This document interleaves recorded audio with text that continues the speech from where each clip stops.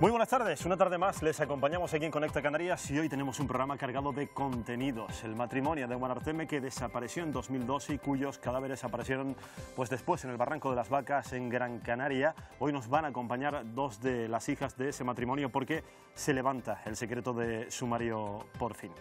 Y para todo ello, para contarnos todo lo que acontece en Canarias, están nuestros reporteros a pie de calle. Por ejemplo, nos vamos a ir a la isla de Fuerteventura. Allí ya saben que hay un grave problema con el agua. Ahí está Jana Recio, Conecta Canarias.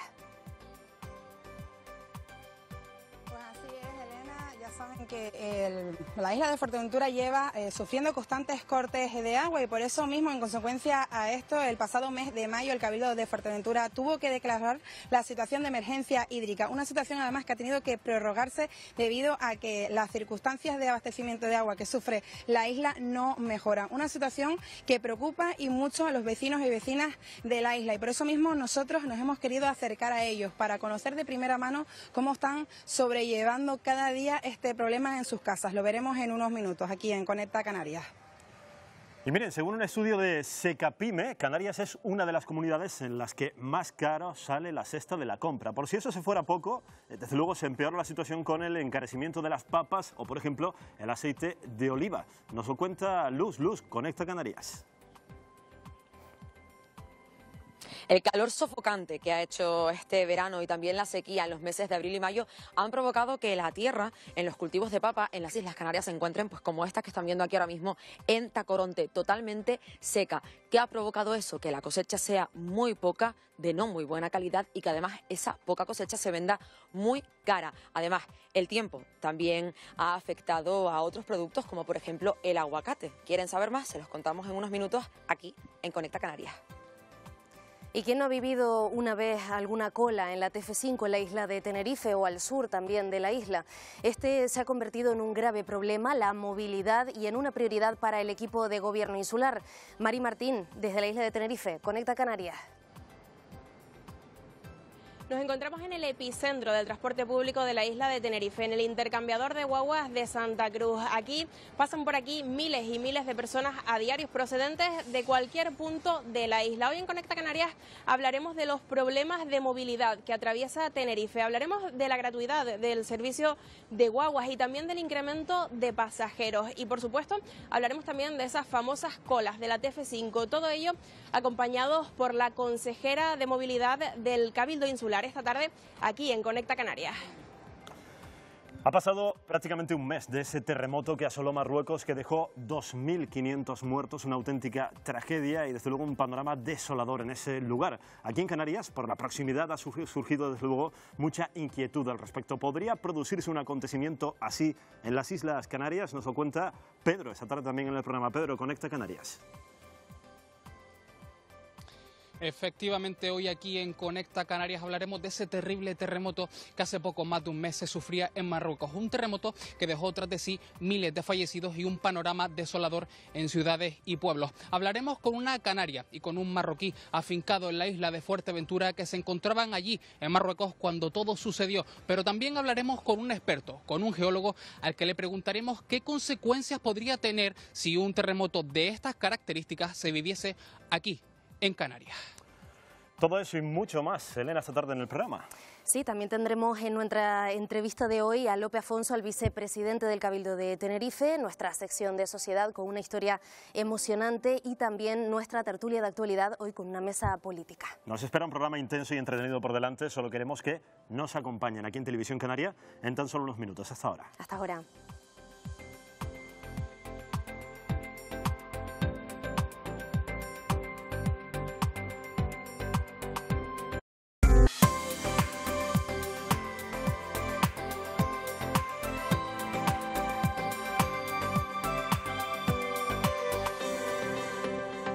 Hoy hablamos con Leonarda, una abogada que ha sufrido autismo toda su vida sin saberlo. Estoy casada, soy madre de gemelos autistas. Queremos que puedan crecer siendo ellos mismos y que los respeten. Ya no pido que los acepten ni que los entiendan, solo que los respeten y que no les destrocen la vida.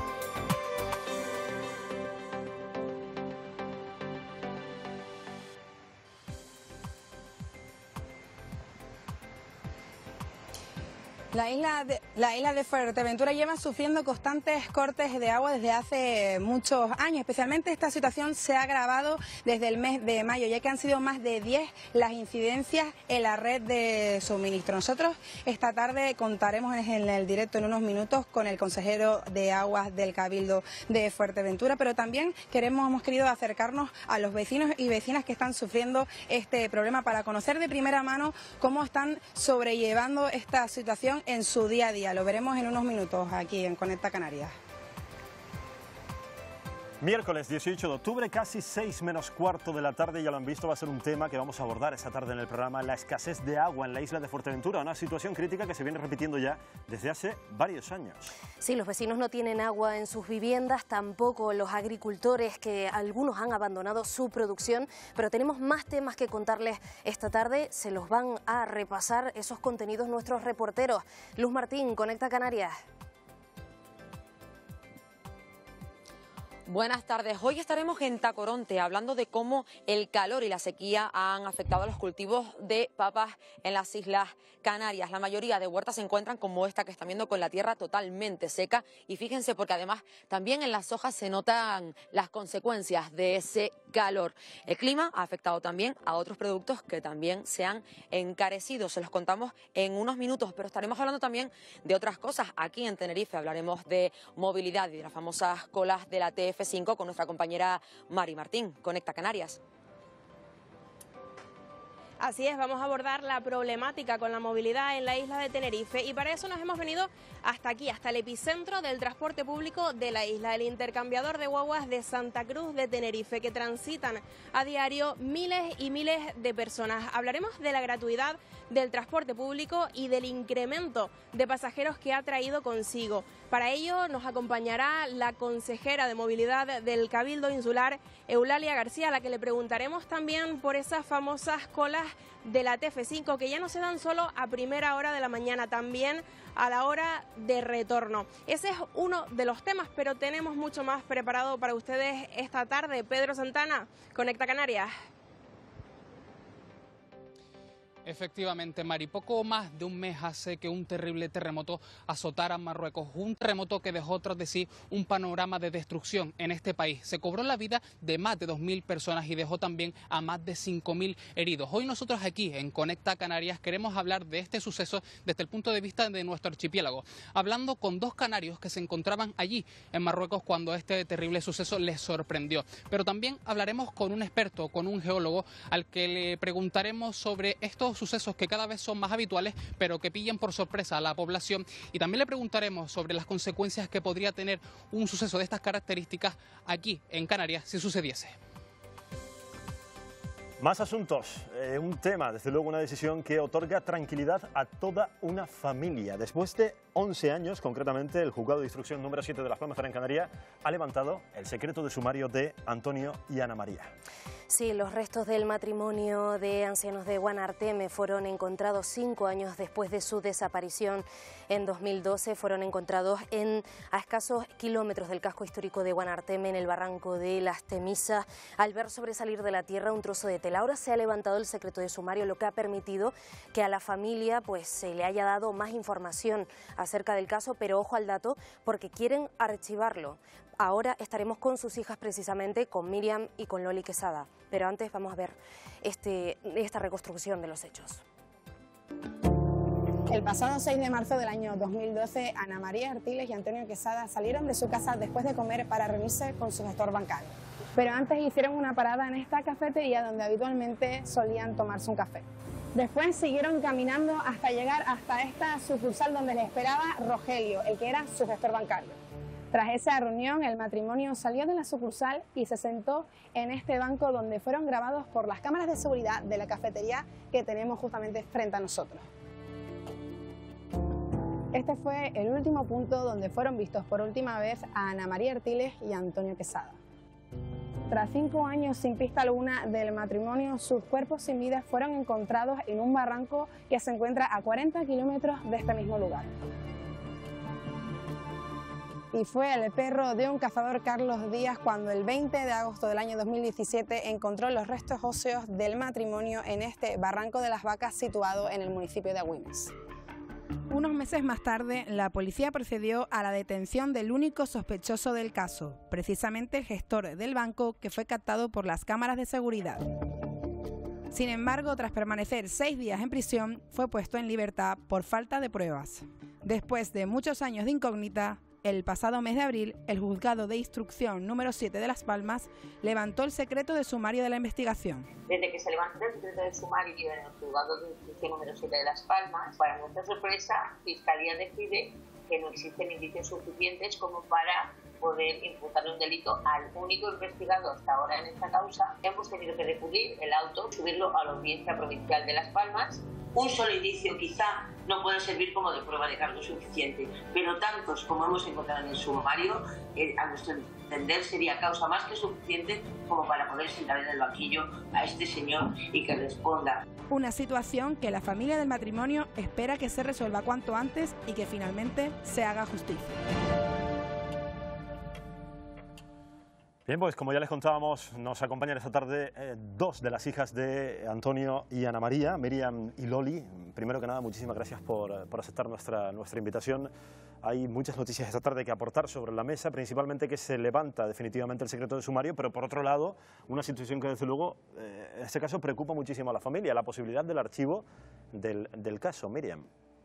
Sí, claro, es preocupante porque al final la justicia no es justa, vaya la redundancia, o sea, porque se quieren vulnerar nuestros derechos como ciudadanos y los derechos de nuestros padres, porque se haga justicia por ellos. ¿Por qué quieren archivar el caso? ¿Se les ha comentado algo, Loli? A ver si... O sea, ellos lo que dicen, desde Fiscalía dicen que no hay indicios suficientes como para seguir adelante. Nuestra abogada ha propuesto una serie de pruebas para investigar y ellos ni las miran, o sea, dicen que no, que lo archivan porque los indicios que hay no son suficientes. Si no son suficientes los indicios de que salen esa tarde, quedan con él a las 6:30 del banco, se les ve salir del banco juntos, se pierden se pierden por esas calles juntos. Y a las 7:30, 8 da su móvil donde encuentran a mis padres, el móvil de este señor, en donde encuentran a mis padres, más unos 78.000 euros que les estafa a mis padres años atrás, que el sumario, todo lo que hablo está en el sumario, por eso lo digo, porque al leerlo pues he visto todo esto, ¿no? Le estafa porque la firma es falsa, la que está no es de mi padre. No sé, y más cosas, muchas más cosas, ¿sabes? No sé qué es lo que quieren, por qué desde instrucción ya quieren cerrar el caso. Ni siquiera dan la oportunidad de que se practiquen una serie de pruebas que pide nuestra abogada. Eso nos están dejando en toda indefensión total y encima nuestros derechos... A ellos como que no les importa. Supongo que la sensación que tiene la familia es de incredulidad total ante estos hechos que usted está relatando sobre la mesa. Totalmente, incredulidad porque, a ver, es increíble, o sea, parece que lo están haciendo, no sé, como si fuera una manera de no querer que esto siga para adelante, no sé, es algo muy extraño. Miriam, ¿cómo han sido todos estos años de lucha intentando encontrar justicia para Antonio y Ana María? Desde que desaparecen yo siempre digo que esto es como si te revolcara una ola. O sea, una ola te revuelca y tú no sabes cómo vas a salir de ese revolcón. Entonces hay muchas etapas. El no saber, el no tener noticias, el por fin saber y saber dónde estaban, que eso es un descanso, pero es otra ola. El esperar, el que no se levante el sumario, el que por fin el que lo detengan, es otra ola. El que ahora te abran el sumario, es otra ola. Y ahora estamos en otra ola. No sabemos dónde estamos. ¿Dónde está la superficie? ¿Dónde está el fondo? ¿Cómo vas a salir de aquí? ¿Vas a salir magullada? ¿Vas a salir ahogada? No lo sabes. Esa es la sensación que yo he tenido y que vaya, creo que mis hermanas parecido durante todos estos años. ¿Y cuál es el siguiente paso? Porque claro, ahora se ha levantado el secreto de sumario, han descubierto toda esta situación de que quieren archivar el caso con esa incredulidad, porque es sorprendente, ¿no? Pero ¿cuál es el siguiente paso? El caso no está archivado, ¿eh? El caso lo quieren archivar. Pretenden archivarlo y entonces ha subido a la audiencia provincial. Pues esperaremos el tiempo que ellos tarden en contestar, pero se supone que ahora 3 magistrados diferentes, si no me equivoco, cómo funcionan, nos dirán un sí para adelante o un no, y aceptarán o no.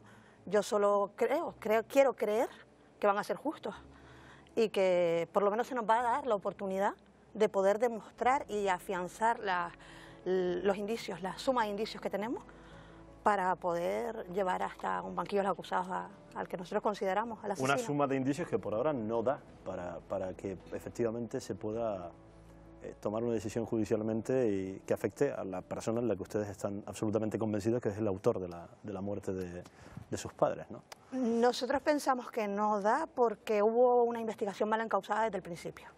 O sea, a él se le empieza a investigar, se sabe que lo recibió de manera irregular la tarde del día 6 de marzo, él solo en la oficina a puerta cerrada, que sale con ellos de ahí, que es la última persona que les ve. De manera irregular entiendo que dice usted porque no se hizo, pues como se haría un procedimiento normal en una institución bancaria en este caso, dentro del horario. Exacto, yo entiendo que cuando se reciben a los clientes en un banco es porque hay un horario de apertura, pero es que al día siguiente, que mi hermana, por ejemplo, va a preguntar al banco por ellos, él dice que los vio el jueves de la semana anterior, no reconoce que estuvieron el día anterior ahí con él, y no reconoció delante de sus compañeros ni siquiera cuando empezó la investigación, oye, pues estuvieron esa tarde aquí conmigo, qué preocupación. Luego la triangulación del móvil le da donde está, luego hay una estafa con bastante consistencia, o sea, hay un móvil, y tú dejas de investigar a esa persona, no le registras su casa, por ejemplo. Claro que esperaban encontrar a los 6 años, cuando por fin se les registra. ¿Unas pruebas de ADN fiables? No, lo que encuentras son malas muestras, ¿no? Mala calidad de la muestra de ADN, con lo cual no son falsos positivos, no pueden... Después de tanto tiempo. Exacto, han pasado 6 años. Hubo personas que se les registraron sus negocios por menos y se les descartaron. Pero a él se le descartó sin seguir la investigación como que creemos que estaría bien encausada. Loli, lo decía Miriam, que ha habido numerosas olas, no solo el tema del duelo en sí, después de todos los años de desaparición, luego de encontrar los restos de tus padres, sino después todo este procedimiento que ha sido más complicado, porque es algo que no termina, es un cuento de nunca acabar. Claro, es un cuento de nunca acabar y un cuento al que te enfrentas sin saber nada de qué va todo esto. Porque cuando nosotras nos enfrentamos a esto, nosotros vivimos el día normal, el día cotidiano. De justicia entendemos muy poco lo normal, lo típico. Pero tú no entiendes nada, no entiendes qué ha pasado. Que a este señor desde el Banco Santander no hagan nada,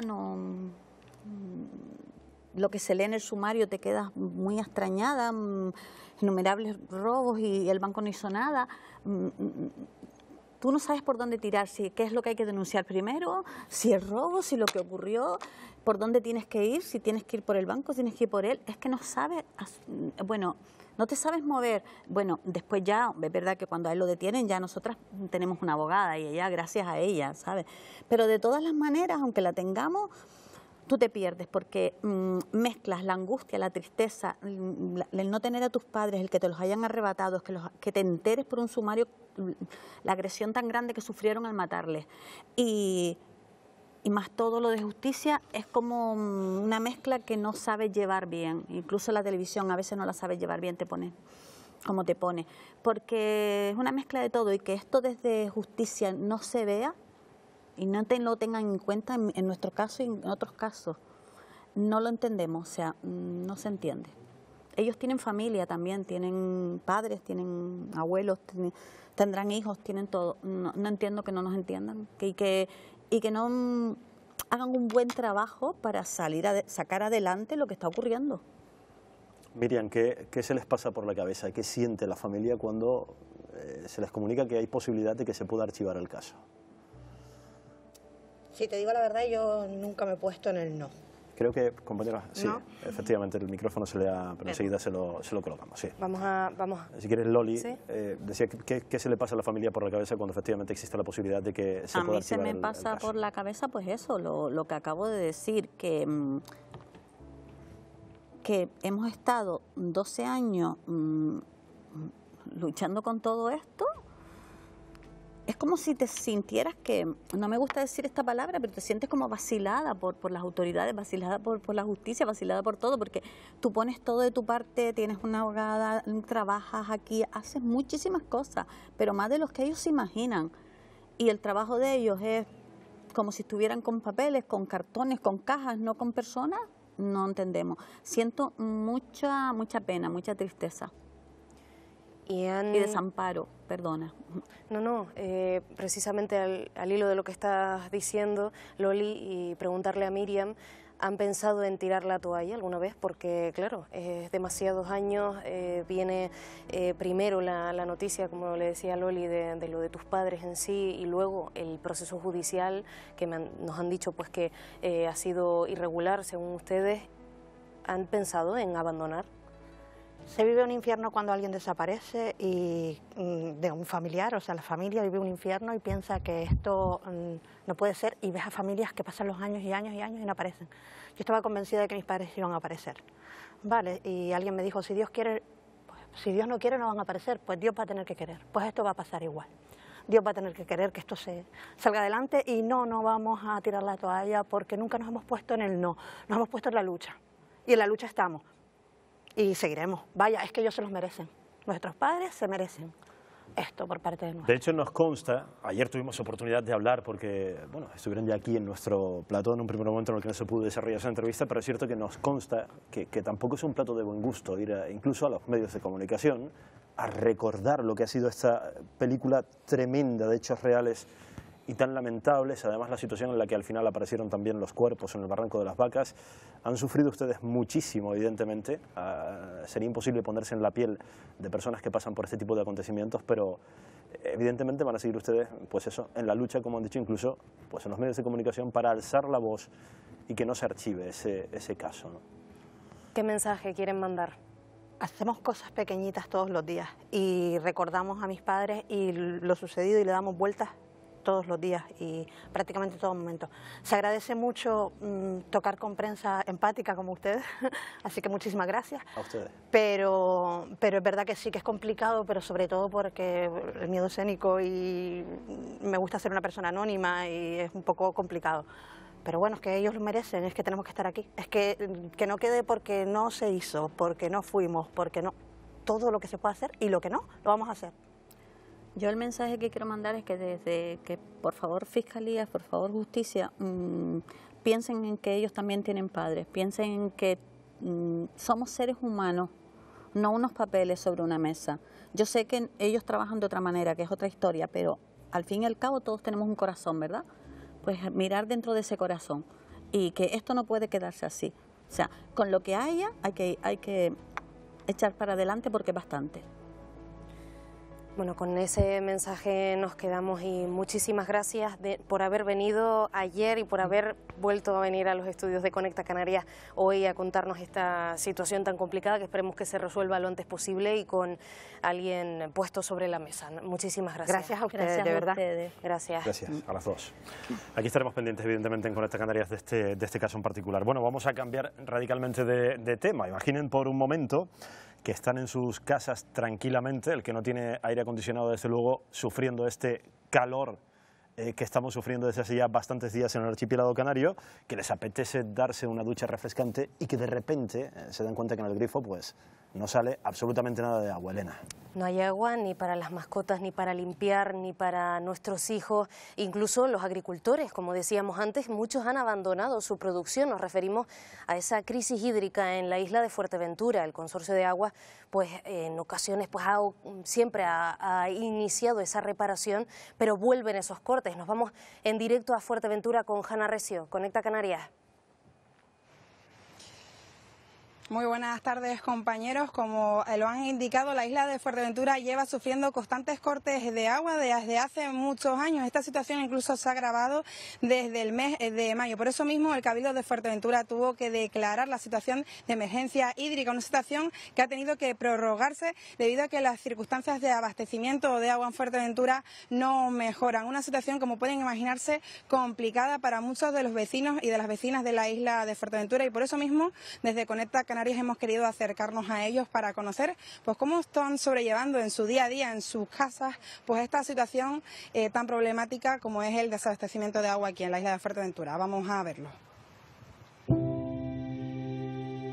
Pues vamos a ver si hoy tenemos suerte con el tema del agua y a ver si tenemos. Pero sí, bueno, hoy es un día afortunado, la verdad, para nosotros, porque ayer, por ejemplo, teníamos un hilito de nada que tuvimos que aprovechar para limpiar un poco los platos y poner la casa un poco en orden, no podemos casi ni pasar la fregona. Esto es un problema que lo tenemos a diario, todos los días estamos con cortes y claro, estamos en una situación que es viviendo un auténtico calvario y soluciones parece que no hay a día de hoy. En nuestro caso, pues hemos tenido que instalar unos tanques de agua. Este, por ejemplo, tiene una capacidad de 2.000 litros.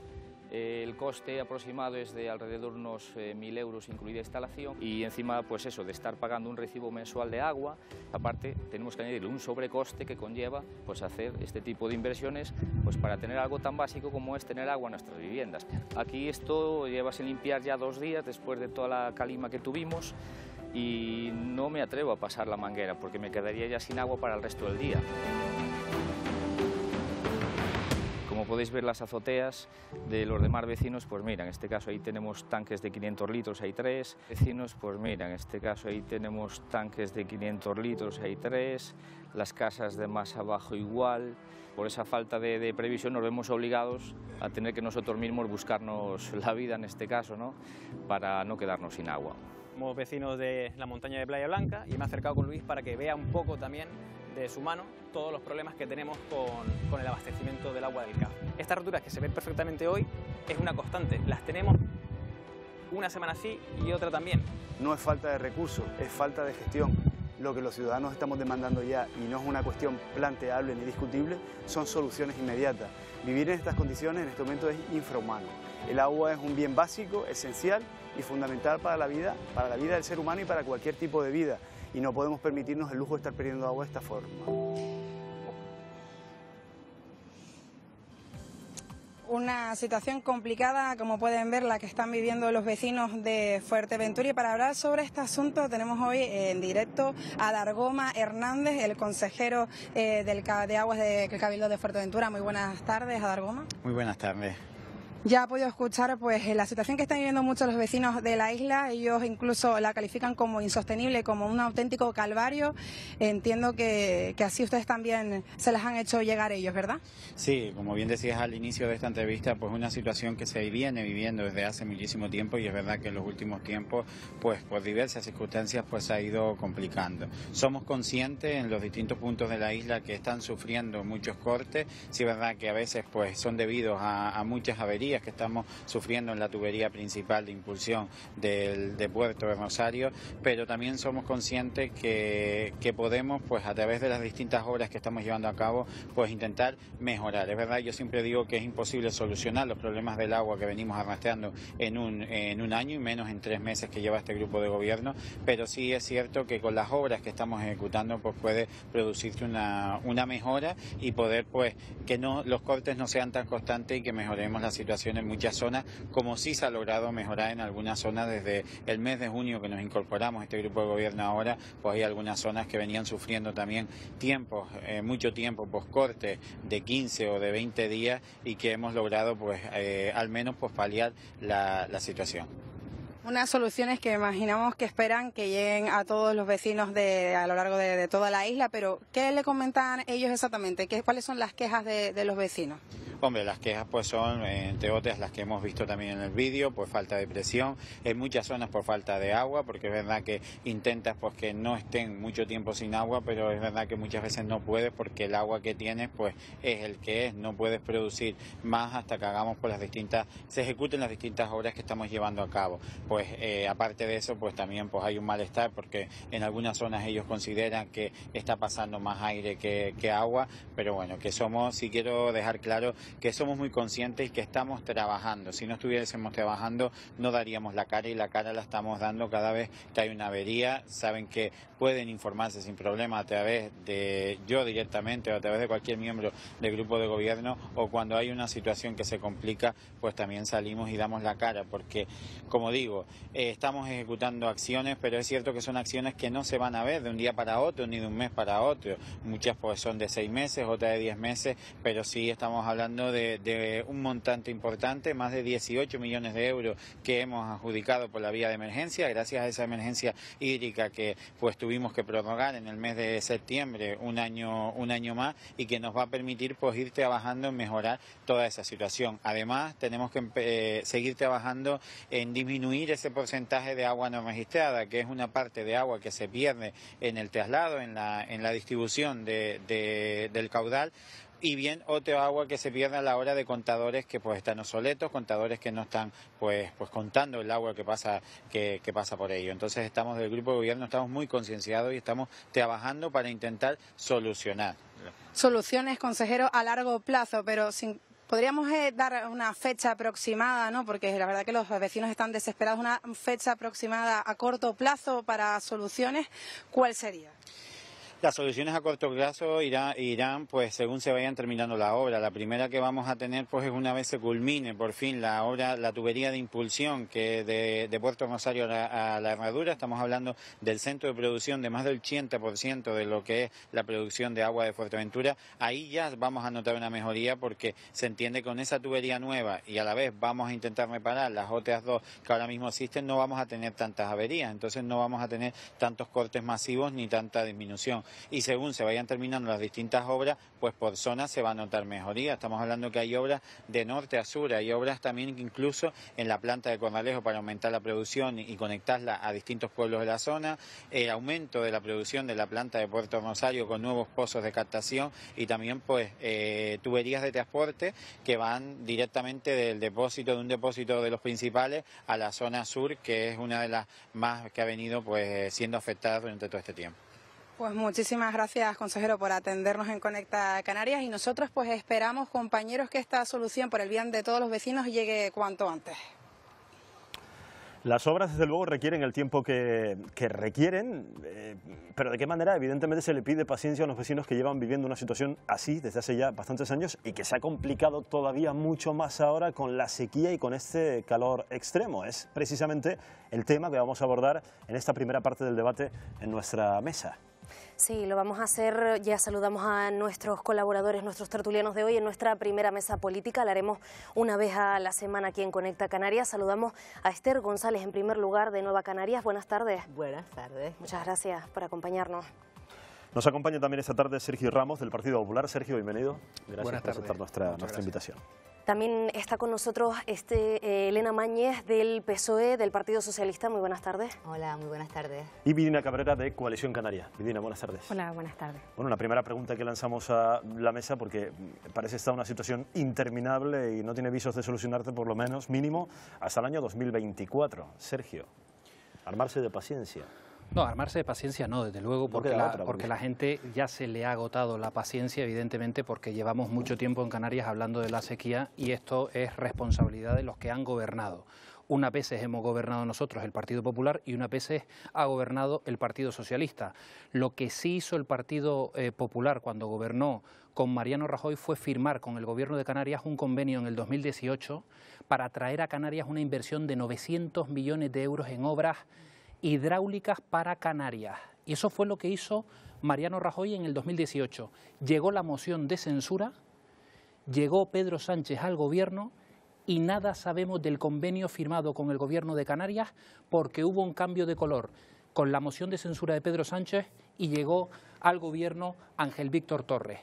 Yo no he visto a Ángel Víctor Torres tocar en la Moncloa y decirle, oiga, el convenio que está firmado para las obras hidráulicas con el gobierno de Mariano Rajoy, ¿dónde están? Yo no lo vi. Si alguien me lo puede explicar, desde luego yo no lo vi. Porque no nos andemos aquí con chiquitas, ¿eh? El tema del agua es pasta, para que todo el mundo nos entienda en casa. Inversión y dinero para que venga a Canarias. Y ese dinero tiene que venir del gobierno de España. ¿Y qué es lo que ha hecho ahora el Gobierno de Canarias ahora retomando esta situación? Pues ya ha anunciado el vicepresidente del Gobierno de Canarias, Manuel Domínguez, que en los presupuestos del 2024 van a meter partidas para mejorar las obras hidráulicas que necesita Canarias. Y, hombre, sería bueno que dejáramos de hablar de amnistía, que dejáramos de hablar de Puigdemont, que dejaríamos de hablar de Bildu y que digan, oye, mire, aquí hay un convenio firmado con el Gobierno de España y hay un convenio firmado con Canarias, pues vamos a retomarlo y seguramente Elena Mañez nos dirá próximamente que ese convenio lo vamos a recuperar. Yo estoy convencido que si dejamos de hablar de amnistía y de todos estos temas y lo que le preocupa a la gente, porque lo acabamos de oír, porque esto es un grave problema. Por tanto, recuperar el dinero. Por alusiones, Elena Mañez. Que para empezar, quien habla de amnistía es el señor Ramos, es decir, de antemano es el que ha colocado el tema sobre la mesa, aprovechando que hablamos de agua o de lo que sea, ¿no? Hay que hablar de amnistía. Mire, en primer lugar, lo que firmó el Gobierno de Canarias en 2018 con Rajoy no fue un convenio, fue un protocolo. Por lo tanto, de convenio, nada. Un protocolo donde lo que había una serie...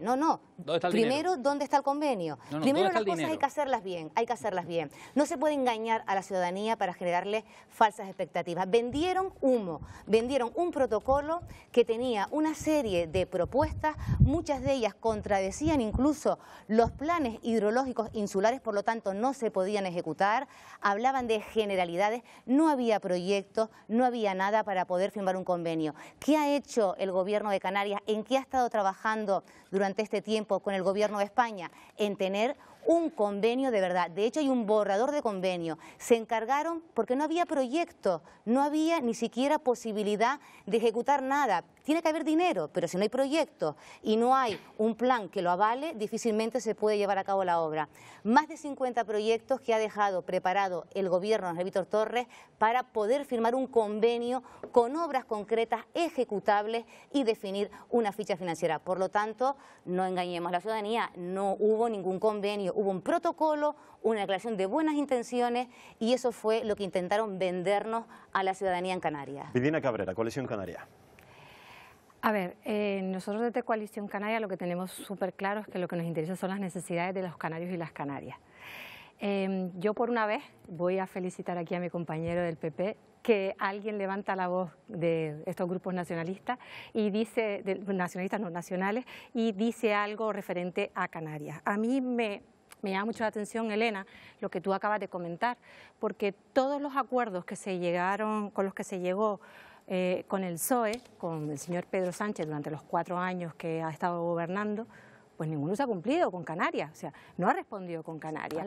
Y a día de hoy todavía hay mucho dinero que no ha transferido, y eso es verdad, y tú lo sabes, Elena, no lo ha transferido. Entonces, vamos a empezar a poner los puntos sobre las IES y a empezar a hablar de lo que importa realmente a la ciudadanía.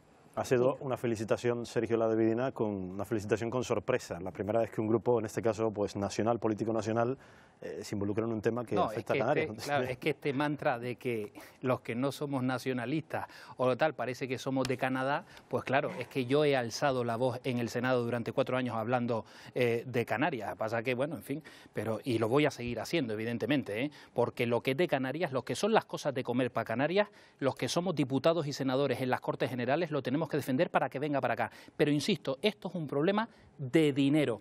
Y dice la señora Mañez que esto, que no es un convenio, que sí es un protocolo y tal. Oiga, que ustedes han gobernado España 5 años. Pero, muy bien, vamos Sergio, al fondo de la cuestión. 5 años gobernando, y 4 años gobernando Ángel Víctor Torres. ¿Dónde está ese convenio? ¿Dónde está ese protocolo? Si usted dice que nosotros hicimos un protocolo, por lo menos traiga usted un protocolo a la mesa. Era una precisión al comentario que usted no trae nada. Pero el protocolo no servía para nada. Vamos a dejar intervenir a la invitada que todavía falta por hablar y enseguida continuamos. Gracias. Esther González, Nueva De todas Canaria. maneras, digo, no, o sea, el protocolo no fue firmado con Rajoy, elaboraron, estuvieron trabajando, el protocolo fue firmado el 4 de diciembre del año 18 por Pedro Sánchez, no por Rajoy. Rajoy no firmó ni siquiera un protocolo. Pero es más, insisto, hay una cosa que tenemos que tener todos muy claro. Las competencias en materia de agua son competencias exclusivas de la comunidad autónoma. Cosa distinta que, como ocurre con carreteras, establezcamos un protocolo, pero para eso requiere una negociación y requiere proyectos. O sea, no podemos empezar aquí a decir porque es que Madrid tiene que traer el dinero, que sí, o sea, yo la primera que lo demando para las necesidades de Canarias, pero una cosa es lo que es obligación del Gobierno del Estado financiar a Canarias y otra cosa es lo que viene de pura negociación. De todas maneras, digo, en el año 18 y en el año 19, Aguas tenía para infraestructuras hidráulicas habían 40 millones de euros. 40 millones de euros que no fue porque el señor Rajoy fuera sensible con Canarias, fue precisamente porque necesitaba el voto del diputado 176, entonces pudimos meterlos, 40 millones. Y en el año 23 exactamente hay 20, por las mismas razones, o sea, porque pudimos meter una enmienda. Con lo cual, a mí, hombre, que aquí todo lo que algunos se den porque estuvieron en el Senado, nosotros tenemos un diputado, no tenemos senador, y eso lo conseguimos nosotros y fue el Partido Nacionalista. E insisto, no fue el señor Rajoy porque quisiera mucho Canarias, fue porque necesita, porque es que de Canarias se acuerdan realmente. En Madrid gobierne quien gobierne cuando nos necesitan, exclusivamente. Por alusiones, señor Ramos. No, es que resulta curioso que digan que el señor Rajoy no fue porque tal. No, el señor Rajoy podría haber negociado esos presupuestos con otras personas como hace Pedro Sánchez, porque en el arco parlamentario habían otras fuerzas políticas, pero parece que ustedes son los dueños del 75% y de no sé qué. Todo eso a lo que les ha llevado a ustedes es a perder el diputado y a perder que el presidente de su partido se haya quedado sin escaño en el Parlamento de Canarias. La vía del victimismo todo el día no lleva a buen camino, y el camino es que, y además permítame la licencia, que ustedes en Telde hayan perdido y pasado de 8 a 4, también por hacerse todo el día las víctimas, ¿no? Por tanto, yo creo que esto del victimismo no lleva a nada bueno, sí lleva exactamente a que el presidente del partido, el líder de su partido, haya perdido el escaño. Pero volviendo al tema y volviendo a lo que es importante, al agua, ustedes dos han gobernado España, no, todavía, han gobernado Canarias. Han gobernado Canarias 4 años, el señor Ángel Víctor Torres y el señor Román Rodríguez. ¿Dónde están las obras de hidráulicas para Canarias? ¿Dónde están? Porque esto de tener todo el día en la boca la palabra Canarias y la defensa de Canarias, esto está muy bien, todos lo tenemos. Pero ¿dónde está el dinero? ¿Dónde están las obras? ¿Dónde están los hechos? Yo no lo veo. Y ustedes, insisto, han gobernado España durante 5 años y Canarias durante 4 años. Ahora, a nosotros espero que nos dejen 100 días de gobierno para podernos evaluar. Vamos con una réplica más. Yo quiero, sí, por alusiones. Mira, primero, el presidente de mi partido no es diputado en el Parlamento de Canarias precisamente, exclusivamente, porque los votos que sacó don Ángel Víctor Torres subieron demasiado el escalafón y no pudo entrar exclusivamente. Nada tiene que ver ni con el agua ni con lo que hizo o deshizo, entre otras cosas, porque al ser consejero de Hacienda pocas infraestructuras hidráulicas podía hacer. Y te digo, el del 19 había dinero y en el 23 había dinero en Canarias para hacerla y se hicieron todas los proyectos que ahora Elena acaba de decir se ha hecho. Pero es que es más, antes de eso estuvo gobernando Coalición Canaria pues no sé cuánto y las obras y las infraestructuras hidráulicas están las que están, porque es que la vida media o la vida útil de una infraestructura hidráulica es la que es y el problema es que está totalmente amortizada y eso no ocurre en 4 años, eso no ocurre en por favor, cada uno aquí que coja conciencia de cuáles son las responsabilidades de las formaciones políticas a las que representan y cuando han estado en gobierno o cuando han apoyado esos gobiernos, porque aquí nadie puede tirar la primera piedra. Vamos a seguir hablando evidentemente en la mesa de este y otros temas. No nos vamos a olvidar de Fuerteventura, de ese problema que están padeciendo y vamos a estar muy pendientes de lo que allí ocurre al respecto del problema del agua. Ayer, en este programa, les hablábamos de la desaparición de Chago en Tenerife con tan solo 16 años. Hablamos con su hermana y con su madre, que están realmente preocupadas porque esperan solamente, aunque sea una señal del menor, que en su momento salió de casa con un cabreo, dijo que no iba a volver y eso es lo que ha pasado. Realmente no han sabido más de Chago. Estamos todos bloqueados, cada día nos levantamos igual, sin ganas de nada, con ganas de que aparezca mi hermano. O saber algo de él y encontrarlo. Chago, si ves esto, que vuelvas, porfa, que estamos muy mal y te necesitamos. Bueno, y les damos las gracias a su madre Mar y a su hermana Luz, y seguiremos muy pendientes de este tema de la desaparición de Chago, de tan solo 16 años, en la isla de Tenerife. Y como saben ustedes, la cesta de la compra en Canarias, somos la comunidad con la cesta de la compra más cara de todo el territorio nacional. Ya lo han visto también con el encarecimiento de la papa, de productos como la papa. También por esa situación en el Reino Unido se bloqueó la importación por la plaga del escarabajo de Colorado. Han llegado a las islas 200 toneladas, aunque ahora tienen que pasar por un control fitosanitario que es muy complejo. Pero hablamos de esos precios, hablamos del encarecimiento de la cesta de la compra, y lo hacemos con Luz Martín, Conecta Canarias.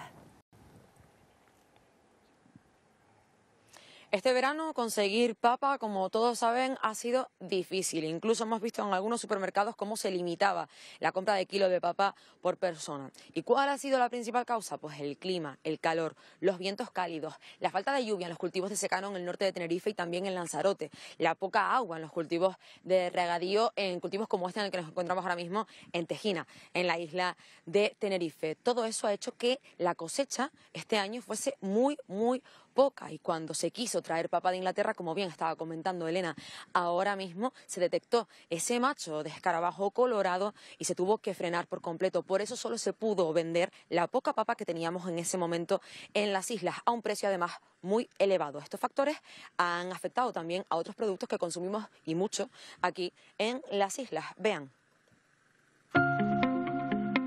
El cultivo de la papa en Canarias se ha visto afectado en los últimos meses por dos factores fundamentales: el calor y la aparición de un ejemplar macho del escarabajo colorado en los cultivos del condado de Kent, en Inglaterra. Factores que hicieron que la poca cosecha se vendiera bastante más cara de lo habitual y que Canarias se viera obligada a importar papa de otros países, como Egipto. A finales de marzo, principios de abril, tuvimos una ola de calor, como lo que estamos padeciendo ahora también, en el que las papas no tuberizó, es decir, la papita, la planta, no generó el tubérculo. Y eso lo que hizo fue descender muchísimo la producción, sobre todo en el norte de Tenerife, las zonas de medianía, que es las que tienen las papas en secano, en torno a un 60% de pérdida de producción, más además efectos colaterales que tuvimos con la polilla, poquito pero algo tuvimos, que hizo que la producción en Canarias fuera menor. También en Lanzarote se perdió en torno al 50% de la cosecha. Por lo tanto, ya empezamos el año mal. El problema que tenemos en Canarias es que todos producimos a la vez. El 83% de la producción se junta entre marzo y junio y no tenemos cámaras de almacenamiento, tenemos que sacarlas al mercado. Al fin y al cabo, así funciona la ley de la oferta y la demanda. Cuanto menos cantidad de algo en el mercado, más caro se venderá. Ocurre lo mismo con el tomate o el aguacate, una fruta que lleva tiempo de moda y que nos hemos acostumbrado a consumir durante todo el año, olvidando que se trata de un alimento de temporada. Las principales variedades que producimos en Canarias, que son el liso, el fuerte y el hass, el rugoso, aunque hay otras, el Pilkington, etcétera, el bacon, producen hasta junio. Por lo tanto, entre julio y agosto no hay producción. Además, este año el calor también ha afectado especialmente a la producción de aguacates en Canarias. El tema de estos calores, ya verás que esto lo pagaremos con el producto al final, porque ¿qué pasa? Que los calores han sido tan agudos que al final, hoy por ejemplo veía un agricultor preocupado porque el sol ha quemado la fruta. Entonces ya la fruta quemada, esa es una fruta que no se puede vender, es como una mancha negra que se come parte del fruto. Entonces, ¿se puede traducir eso en que va a haber menos aguacate en el mercado? Sí, y eso afecta el precio. Y es algo que no es culpa ni mía, ni del agricultor, mucho menos, porque el agricultor es, al final del día, él está apostando a su cosecha, pero él no controla ni el viento, ni el calor, no controla si hay lluvia o no hay lluvia. Por eso, porque apenas hay aguacates en agosto y septiembre, vemos en los supermercados los precios más altos. Pero ya está arrancando la temporada y poco a poco los precios se comienzan a estabilizar.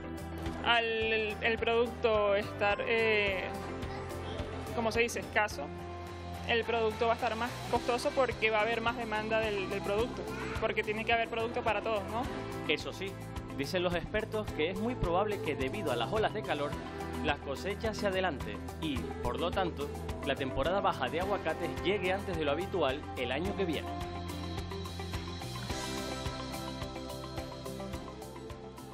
encontramos, vemos perfectamente las consecuencias del clima que ha hecho en los últimos meses en la isla. Voy a ver si me permiten pasar por aquí porque estoy rodeada, aunque ustedes no lo vean, de gatitos y tengo que pasar muy despacito para enseñarles a nuestra invitada de hoy, que es, bueno, enseñarles, no, presentarle, por supuesto, a Bea. Bea, muchas gracias por estar con nosotros hoy aquí en Conecta Canarias. Sí, de nada, gracias a ustedes. Cuéntanos un poco, porque me estabas enseñando ahora mismo pues las secuelas, podríamos decir, cómo te ha afectado a ti este año el calor tan fuerte que ha hecho. Me ha afectado al comienzo del cultivo, al arrancar los cultivos que están muy parados.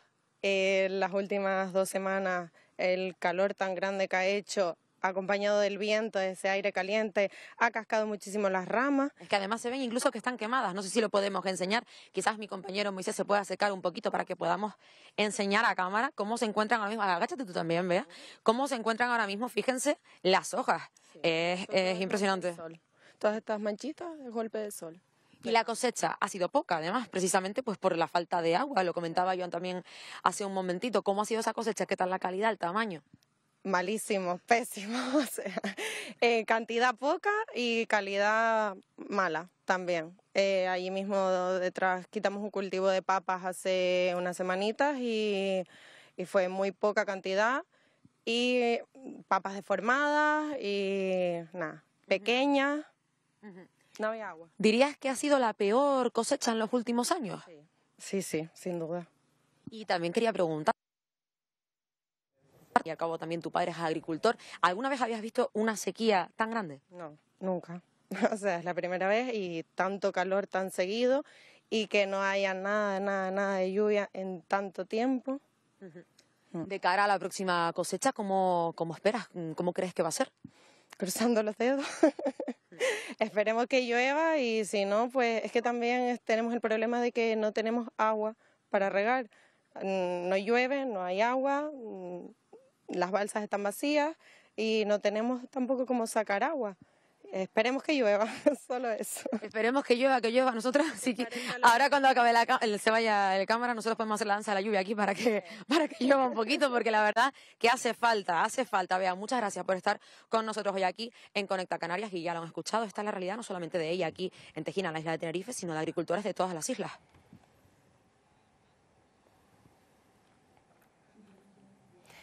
Gracias, Luz, desde la isla de Tenerife, pero se extiende, un problema que se extiende a toda Canarias. Bueno, qué imagen la de los aguacates y qué imagen la de las papas, ojalá que bajen de precio pronto, Iván. Sin duda, los aguacates sobre todo, vamos. Bueno, pues regresamos enseguida, una brevísima pausa y volvemos aquí en Conecta Canarias con muchos más asuntos sobre la mesa. Hasta ahora.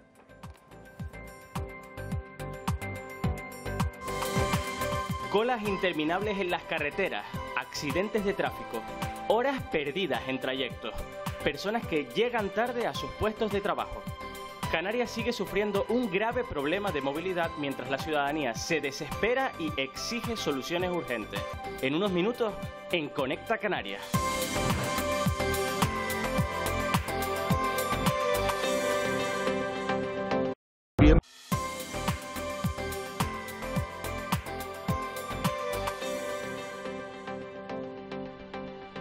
Después de varios años en la oposición, el Partido Popular vuelve al gobierno del Cabildo de Tenerife. Y Lope Afonso, vicepresidente de la Corporación Insular, acude esta tarde a nuestro plató para abordar la actualidad más urgente de la isla. ¿Se empezará a cobrar una tasa por acceder al Teide? Lo vemos en unos minutos en Conecta Canarias. Además, hoy hablamos con Leonarda, una abogada que ha sufrido autismo toda su vida sin saberlo.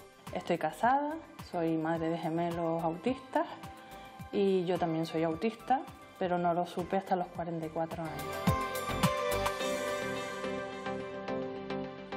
6:39 de la tarde, les vamos a pedir que presten especial atención a estos datos que vamos a ver de inmediato, que nos van a hacer reflexionar y que nos van a hacer llevar también este tema a la mesa de debate, porque son datos que son realmente preocupantes. Canarias es la segunda comunidad autónoma del país con mayor pobreza y riesgo de exclusión social. Solo tenemos por delante a Extremadura y justo después viene Andalucía. Y los datos son realmente demoledores, un 29,4% de la población en pobreza o riesgo de exclusión social. Hay más cifras que queremos poner sobre la mesa y que las vamos a ver de inmediato, porque realmente, reiteramos, son datos que nos preocupan y que vamos a abordar enseguida. Compañeros, tenemos más cifras, ¿verdad? Ahí están, 287.000 personas en pobreza severa en el archipiélago, 787.860 en riesgo de pobreza severa. Todas estas personas que están aquí, en la segunda parte, reciben una renta inferior a 560 euros al mes. Por eso están a un paso de estar en este primer lugar, de encontrarse entre las personas que se encuentran en pobreza severa. Reiteramos que este es el tema que vamos a tratar de inmediato en la mesa porque son cifras, recalco, realmente preocupantes para la reflexión. Sergio Ramos. Bueno, sí, efectivamente este es uno de los mayores problemas y esto, que es una mesa de debate con todos los partidos políticos con representación, yo creo que esto nos lo tenemos que tomar con la suficiente seriedad como para incluso no pelearnos por este asunto, porque hoy seguramente en nuestras casas muchas personas de las que tú acabas de decir nos están viendo en la televisión y ver a sus políticos cabreados con este tema, yo creo que no lo debemos de hacer. Y yo creo que esto hay que tomárselo tan en serio que aquí hay que hacer un pacto nacional sobre el empleo y sobre la pobreza para acabar con ella. Esto no se trata de acabar con los ricos, sino de hacer a los pobres un poco más ricos, porque este juego de palabras es muy importante, porque a veces intentamos que esas personas que vienen a invertir a Canarias, poco menos que las queremos tirar afuera porque crean riqueza. Esa riqueza es la más importante porque no hay política social más importante y lo primero que tenemos que hacer es generar empleo, ¿no? Pero claro, hay que decirlo porque los datos están ahí. A nosotros se nos prometió un escudo social por parte de la izquierda y por parte del gobierno sanchista con los podemitas, que en fin, el resultado ¿cuál es? Que hay más pobreza y que el Partido Socialista ha pasado por el gobierno de Canarias y esto es lo que tenemos, es decir, que somos la segunda comunidad autónoma con más pobreza severa. Pero si eso es grave, lo más grave es que ¿qué podemos y qué futuro podemos tener cuando nuestros jóvenes prácticamente están todos en paro porque hay más de un 50% de paro? Por tanto, todo esto, cuando hablemos de pobreza, tiene que ir exactamente ligado siempre a las políticas activas de empleo. ¿Eso se ha hecho durante los 4 años pasados de Ángel Víctor Torres? La respuesta es no. ¿Eso se ha hecho desde el gobierno de Pedro Sánchez? La respuesta es no, pero no porque el Partido Popular lo diga, sino que es no porque los datos están ahí. Por tanto, el titular, evidentemente mío, es que hay que ponerse a trabajar para generar más trabajo, valga la redundancia. Señora Mañez, ¿han funcionado esas medidas del escudo social? Lo ponían de manifiesto en la propia presentación del informe, tanto el presidente de la red como el vicepresidente, destacaron precisamente la diferencia que había habido entre la gestión de una crisis y otra crisis. En 2016, en Canarias, la tasa de pobreza era casi de un 47%, ahora estamos hablando de un 36%, que sigue siendo elevada, pero veníamos de una época de recorte. Fueron los años cuando en 2012 el Partido Popular quitó 3.000 millones de euros a la dependencia. Entonces, antes de llegar a esta crisis que hemos vivido con la pandemia, veníamos arrastrando una época durísima de recortes que han afectado precisamente a los más vulnerables. La diferencia, y lo dijeron los expertos en la presentación, entre una crisis y otra, es que en esta crisis ha habido un escudo social, ha habido medidas como el ingreso mínimo vital, ha habido medidas como subir las pensiones un 8,5%, lo mismo que subía el IPC, la subida del salario mínimo vital, medidas en las que el Partido Popular en Madrid votaba en contra. Ese es el escudo social que, como decían los expertos, precisamente evitó que las cifras de pobreza en Canarias como consecuencia de la crisis hubieran sido dramáticas. Hay que seguir trabajando. Tenemos la renta canaria de ciudadanía, que es un gran instrumento a la hora de transferir rentas precisamente a los más vulnerables, que se aprobó por unanimidad en el Parlamento, iniciativa del Gobierno de Canarias. Ahora al gobierno actual, al gobierno de Coalición Canaria y Partido Popular, le quedan medidas muy importantes como desarrollar todo lo que tiene que ver con los complementos, por ejemplo, las pensiones no contributivas. Ese es un complemento de la renta de Canaria y Ciudadanía que hay que desarrollar. Y yo estoy deseando que nos digan cuándo lo van a poner en marcha, porque uno de los datos del informe precisamente es que la pobreza tiene rostro de mujer, tiene que ver con las pensiones no contributivas y esta sería una medida clave.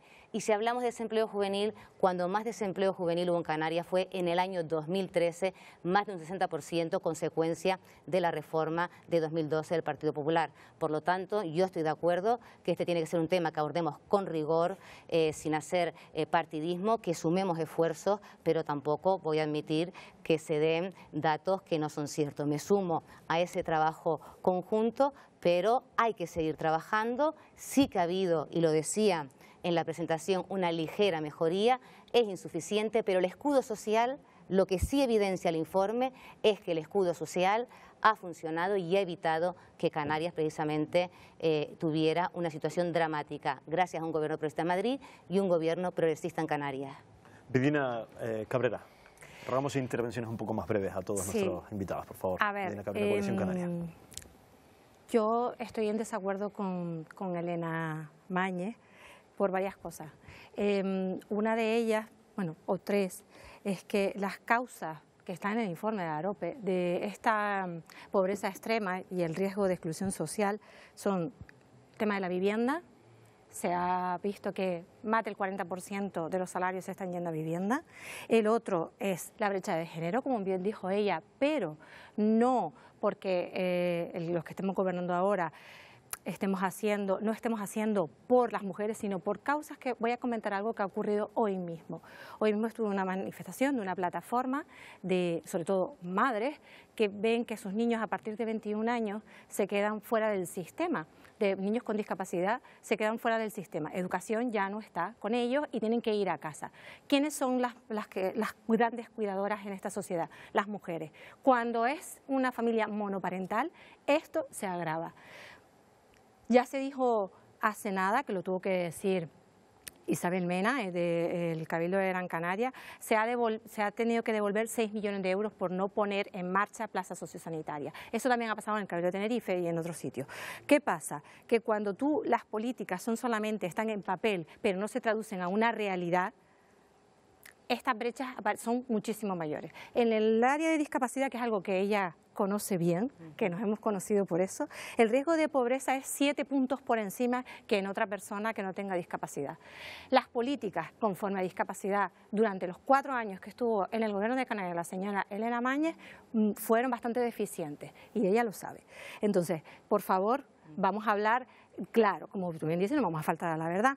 Y después el escudo social está siendo insuficiente para la realidad económica en la que estamos viviendo. No nos podemos olvidar que estamos en una crisis importantísima, agravada en Canarias con una crisis energética, una crisis de inmigración, estaba parte de la guerra. O sea, hay tantísimas cosas que están pasando ahora mismo y sin embargo el señor Sánchez y sus políticas, y cuando estaba aquí Ángel Víctor Torres, no se atrevía ni siquiera a alzar la voz para reclamar todo aquello que necesita Canarias, porque somos un territorio insular y por eso mismo estamos a la cabeza, tristemente a la cabeza, en esta lista de las comunidades autónomas que están en mayor riesgo de exclusión social y de pobreza.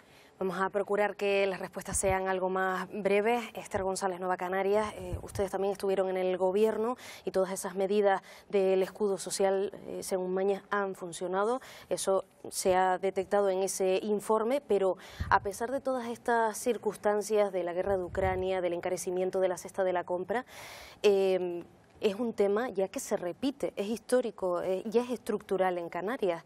¿Qué se puede hacer a partir de ahora? Bueno, yo antes que nada quería decirle a Sergio que para no querer que nos peleáramos aquí, porque es un tema de pelear, no has dejado títere con cabeza, o sea, yo para empezar a hablar. En cualquier caso, efectivamente, esto es un tema que ni es nuevo ni es desconocido, es un tema que es estructural en Canarias, que bueno, que ahora está por debajo de Extremadura, pero es que estuvimos mucho tiempo que éramos los que estábamos a la cola, al final de la cola. La pobreza no es más ha bajado ligeramente, ha bajado en 1,6, es más, bajaron 34.000 personas, salieron de esa pobreza, y desde el 2015 pues 19.000 porque hubo años donde subieron. Pero está claro, pero es que además que no es que lo decimos nosotros, es que lo dice el informe AROPE y lo explica. O sea, si no es por el escudo social que no hubo en la otra crisis financiera, escudo social que no hubo cuando gobernó Mariano Rajoy, cuando estaba gobernando coalición, y escudo social que sí existió en esta crisis debido a la pandemia, y gracias a esa crisis social no es más del 50% de la población canaria la que está en riesgo de pobreza extrema, con lo cual yo creo que sí, o sea, está clarísimo, ha servido. ¿Que son suficientes? Obviamente no, pero tampoco nos podemos tirar campanas al vuelo. Esto es un tema estructural que podremos ir mejorando, pero no lo vamos a solucionar de un plumazo ni en 2 años, ni en 3 años, ni en 10 años, porque está cronificado. Lo que hay que intentar es ir que cada vez pues vaya a menos, que no vayamos para detrás, sino avanzando, que vaya saliendo personas, pero tampoco podemos decir que aquí se va a solucionar este problema de hoy para mañana, porque eso es imposible. Sobre todo esas son las medidas en el ámbito político. Gracias a nuestros tertulianos, enseguida volvemos a la mesa, pero vamos a ir con nuestro invitado del día, con nuestro entrevistado, porque durante esta semana hemos tratado circunstancias de la política interior y exterior relacionadas con Canarias, por supuesto, pero vamos a seguir indagando en los temas que les preocupan y les ocupan a los canarios: migración, también las circunstancias sociales, el turismo. Vamos a saludar, está con nosotros ya en los estudios de Conecta Canarias, Lope Afonso, vicepresidente del Cabildo de Tenerife. Buenas tardes. Buenas tardes, Elena, ¿qué tal? Muchísimas gracias por estar con nosotros en Conecta Canarias. Un placer. Usted también es consejero ahora de Turismo, de Acción Exterior, Relaciones Institucionales del Cabildo Insular en la isla de Tenerife. ¿Qué desafíos tiene en este sentido la isla? Pues tiene retos por delante muy importantes. Conseguir que en el turismo también se implemente la digitalización, que tengamos una isla sostenible, que el turismo siga siendo compatible con el desarrollo de otras actividades que diversifiquen nuestra economía, pero sobre todo que siga dejando rédito social, que coadyuve a la creación de empleo y que ese empleo sea cada vez de más estabilidad y de más calidad para nuestra gente. Ese será el gran reto final. Sobre todo el reto, ¿no?, que se ha dicho en los últimos años de ir más hacia un turismo de calidad. Esto se está consiguiendo, sobre todo unido al llamado turismo sostenible. ¿Esto se puede conseguir de una manera fácil? Creemos que sí, estamos decididos a conseguirlo.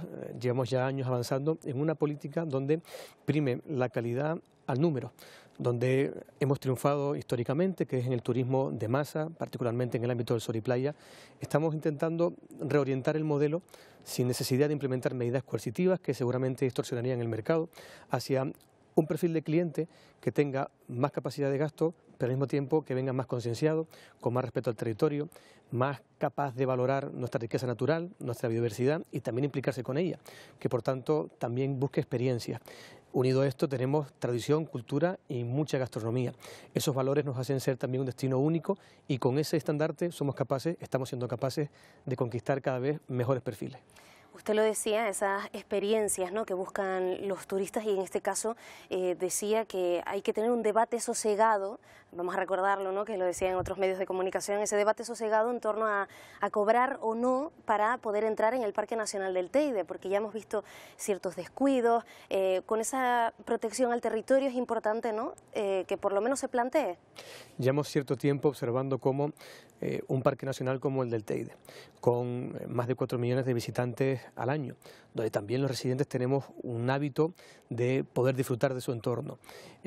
Adolece de cuestiones que, desde el punto de vista de las infraestructuras y los servicios, desde luego parece que son necesarias para mejorar no solamente la experiencia de la visita, sino también favorecer una mejor conservación de nuestra biodiversidad, especialmente la singular que encierra el Parque Nacional.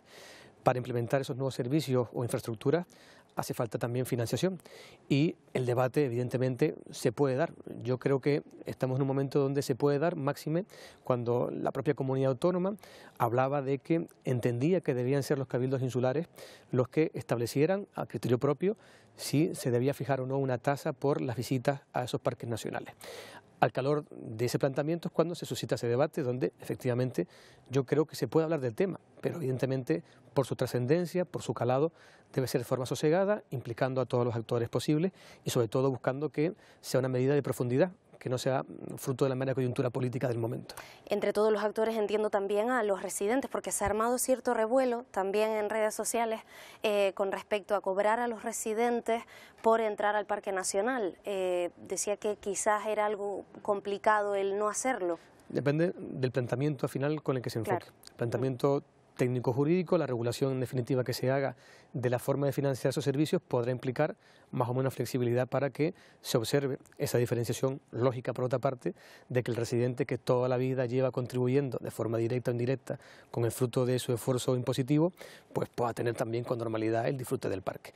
Esa es la fórmula, una de las fórmulas que habría que plantear, si podemos dejar exentos o bonificados a los accesos de los residentes, o tenemos que establecer otro tipo de regulación. Por eso digo que la complejidad del asunto, tanto desde el punto de vista de la forma como de la profundidad de la cuestión, requiere de un debate sosegado, que no sea fruto del calentón político del momento, porque ya estamos acostumbrados a ver cómo esto normalmente genera al final regulaciones inadecuadas que al final acaban dando lugar a su vez a frutos que no son los deseados. Otra cuestión de la isla de Tenerife, el circuito del motor. Es un tema complicado también que ha suscitado debate en varios sectores, ¿no? Y amplio rechazo y por otra parte pues aceptación, porque hay una parte de la isla pues que se siente identificada con ese sector del motor y aficionada, ¿no? ¿En qué posición se encuentra el Cabildo en este debate? Efectivamente fue un debate polarizado casi desde el comienzo. El Cabildo decidió apostar por esta infraestructura, pero parece que solamente ha llamado la atención o ha sido especial protagonista del debate la vertiente deportiva, es decir, si era necesario o no un circuito para la isla, si esa inversión era compatible con otras necesidades que tenemos objetivamente en la isla, pero a mí me gustaba siempre dar un enfoque un poco más amplio. No se limita a ser un circuito solamente deportivo, que también el proyecto contempla también otro desarrollo.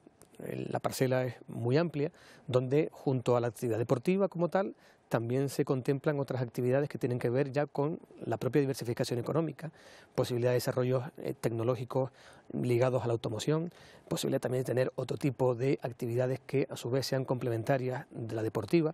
En definitiva, es también una infraestructura con la que se puede contribuir a la diversificación económica de la isla, solo que este planteamiento parece que ha quedado siempre opacado por la tensión del debate sobre la idoneidad de un circuito de competición que ni siquiera, es cierto, garantiza a día de hoy, pese a que puede contar con homologaciones de las federaciones internacionales, con una competición susceptible de ser un reclamo turístico.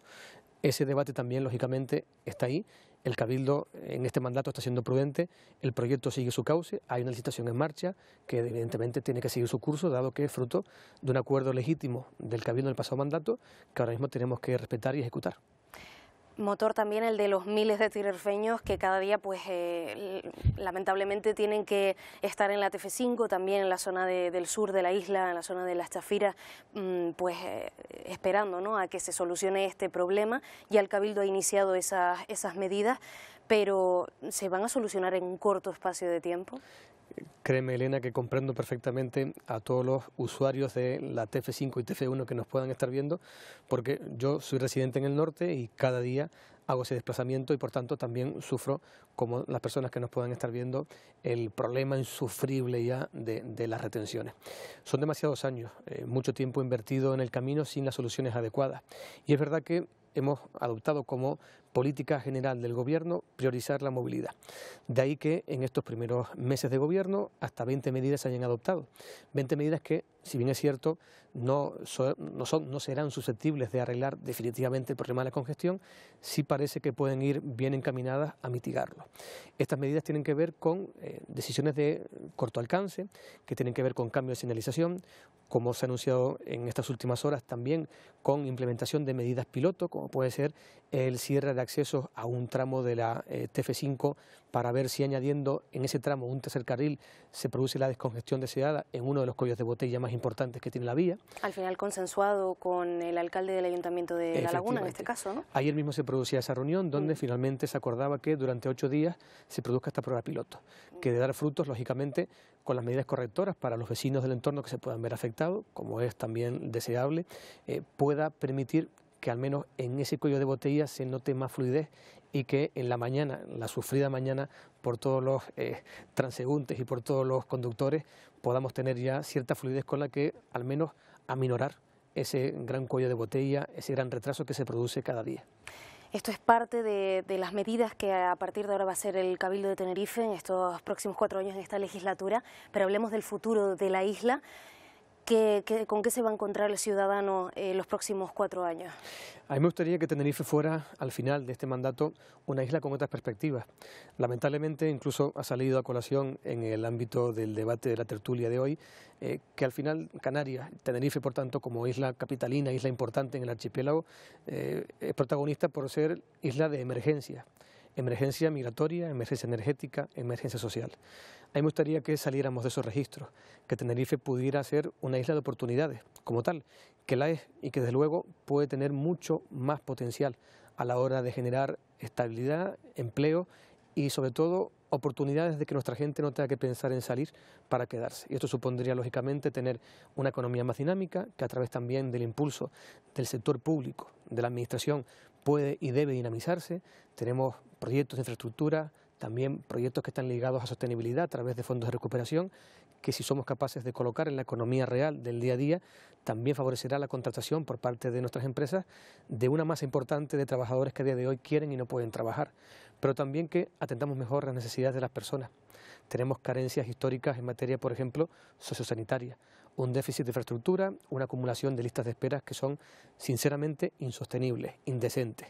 Y por tanto también vamos a volcar una parte importante del esfuerzo a esa faceta, a la atención de las personas, especialmente también de nuestros mayores que al final de su vida se han encontrado en un escenario donde no tienen los recursos adecuados para poder desarrollar ya su personalidad, su bienestar, sus relaciones en un entorno adecuado cuando ya han contribuido durante muchos años a nuestro bienestar. Todas esas situaciones las iremos analizando, cómo va la isla de Tenerife, sobre todo la situación de las personas que nos preocupa, que nos ocupa, la situación de los ciudadanos, y en ello estaremos muy pendientes aquí en Conecta Canarias. Muchísimas gracias, Lope Afonso, vicepresidente del Cabildo de Tenerife, consejero de Turismo, Acción Exterior y Relaciones Institucionales. Lo he dicho bien, ¿no? Perfectamente. Pues muchísimas gracias por estar con nosotros en Conecta Canarias. Ha sido un placer. Muy buenas tardes. Gracias. Y nosotros volvemos en unos minutos. De hecho, vamos a hablar también de la movilidad en la isla de Tenerife, que es un problema grave que, bueno, parece que se van tomando ciertas medidas. Lo analizaremos después, en unos minutitos, después de la publicidad. Hasta ahora.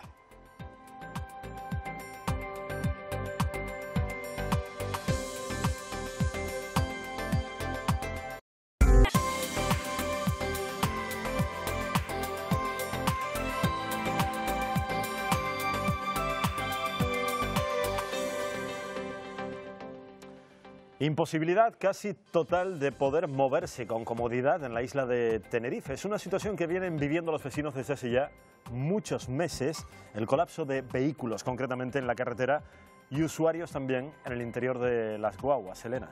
Sí, lo hablábamos con el vicepresidente del Cabildo de la isla de Tenerife, con Lope Afonso, hace apenas unos minutitos. Recientemente la presidenta insular, Rosa Dávila, se reunió con el alcalde de La Laguna, con Luis Geray Gutiérrez. Llegaron a un acuerdo para desviar el tráfico de la TF5 a la TF253. Nos vamos a la isla de Tenerife con Mari Martín, Conecta Canarias. Buenas tardes, compañeros. Bueno, pues hoy conectamos desde el intercambiador de guaguas de Santa Cruz de Tenerife y quiero que echen un vistazo a mi alrededor ahora mismo. A esta hora, a las 7 de la tarde, esta es la imagen que presenta el intercambiador, un punto de gran afluencia para miles y miles de personas procedentes de todos los puntos de la isla que a diario transitan por aquí. Bueno, todos conocemos la problemática de la TF5, pero los problemas de movilidad en Tenerife van más allá de esas largas colas que se forman a primera hora de la mañana en la autopista del norte. Y ya no solo en la TF5, también en la TF1. Las personas que se desplazan desde el sur de la isla hasta el área metropolitana sufren también las colas. Bueno, pues en ese sentido se ha favorecido el uso del transporte público, sobre todo con la gratuidad del servicio de guaguas. Sin embargo, los usuarios aseguran que muchas veces se quedan fuera de la guagua porque se completa el aforo y echan en falta más refuerzos. Nosotros hemos querido realizar un recorrido en transporte público para ver cuánto se tarda desde el norte de Tenerife hasta aquí, hasta este punto, hasta este intercambiador de Santa Cruz. Vean. Partimos del puerto de La Cruz, al norte de la isla, y nos dirigimos a la capital, Santa Cruz de Tenerife. 39 kilómetros separan ambos puntos, una distancia que en condiciones normales puede recorrerse en algo más de media hora, pero veremos cuánto vamos a tardar con los problemas de tráfico a primera hora de la mañana en la TF5. Bueno, acabamos de salir ya de la estación del puerto de La Cruz, así que vamos a iniciar la cuenta. Ponemos el cronómetro en marcha.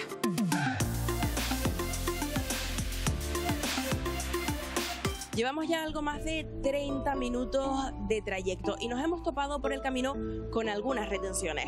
Las colas de la TF5 son una realidad a la que los ciudadanos del norte de Tenerife están más que acostumbrados y que obligan a los usuarios, tanto a los que se desplazan en transporte público como a los que lo hacen en sus coches particulares, a adelantar su hora de salida para conseguir estar a primera hora de la mañana en sus trabajos o centros de estudio.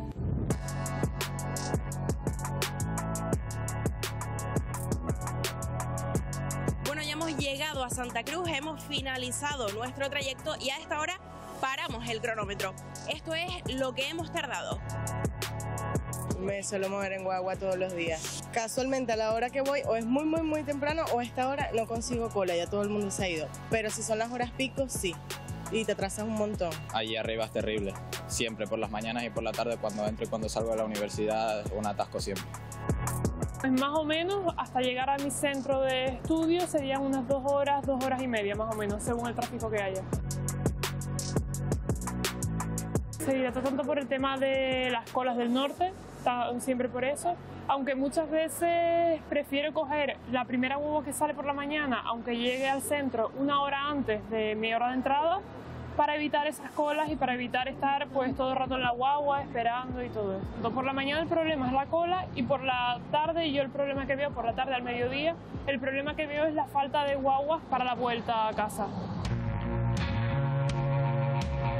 La densidad del tráfico es el principal problema de la movilidad en Tenerife, una situación que sufren no solo los usuarios del transporte público, sino también los conductores de vehículos particulares. Con el coche se está haciendo bastante complicado, bastante difícil. Actualmente es muy complicado conseguir aparcamiento. De verdad que hay una sobreoferta de vehículos y esto está pero petado.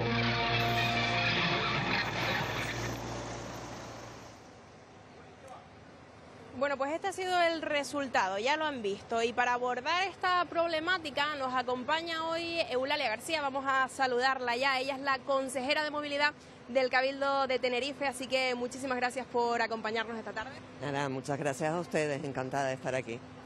Eulalia, quería preguntarle, en primer lugar, sé que se están adoptando ya medidas para favorecer la circulación del tráfico en la TF5, sobre todo en las primeras horas de la mañana, en esas horas punta. ¿Puede recordarnos qué medidas son y cuándo se van a implantar?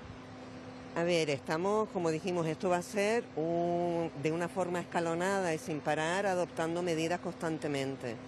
Entre otras, por supuesto, y además podemos ver la afluencia de personas que hay en el transporte público, que además ha sido un poco favorecido también por la gratuidad. Es necesario que reforcemos algunas líneas y algunos servicios y expediciones concretas.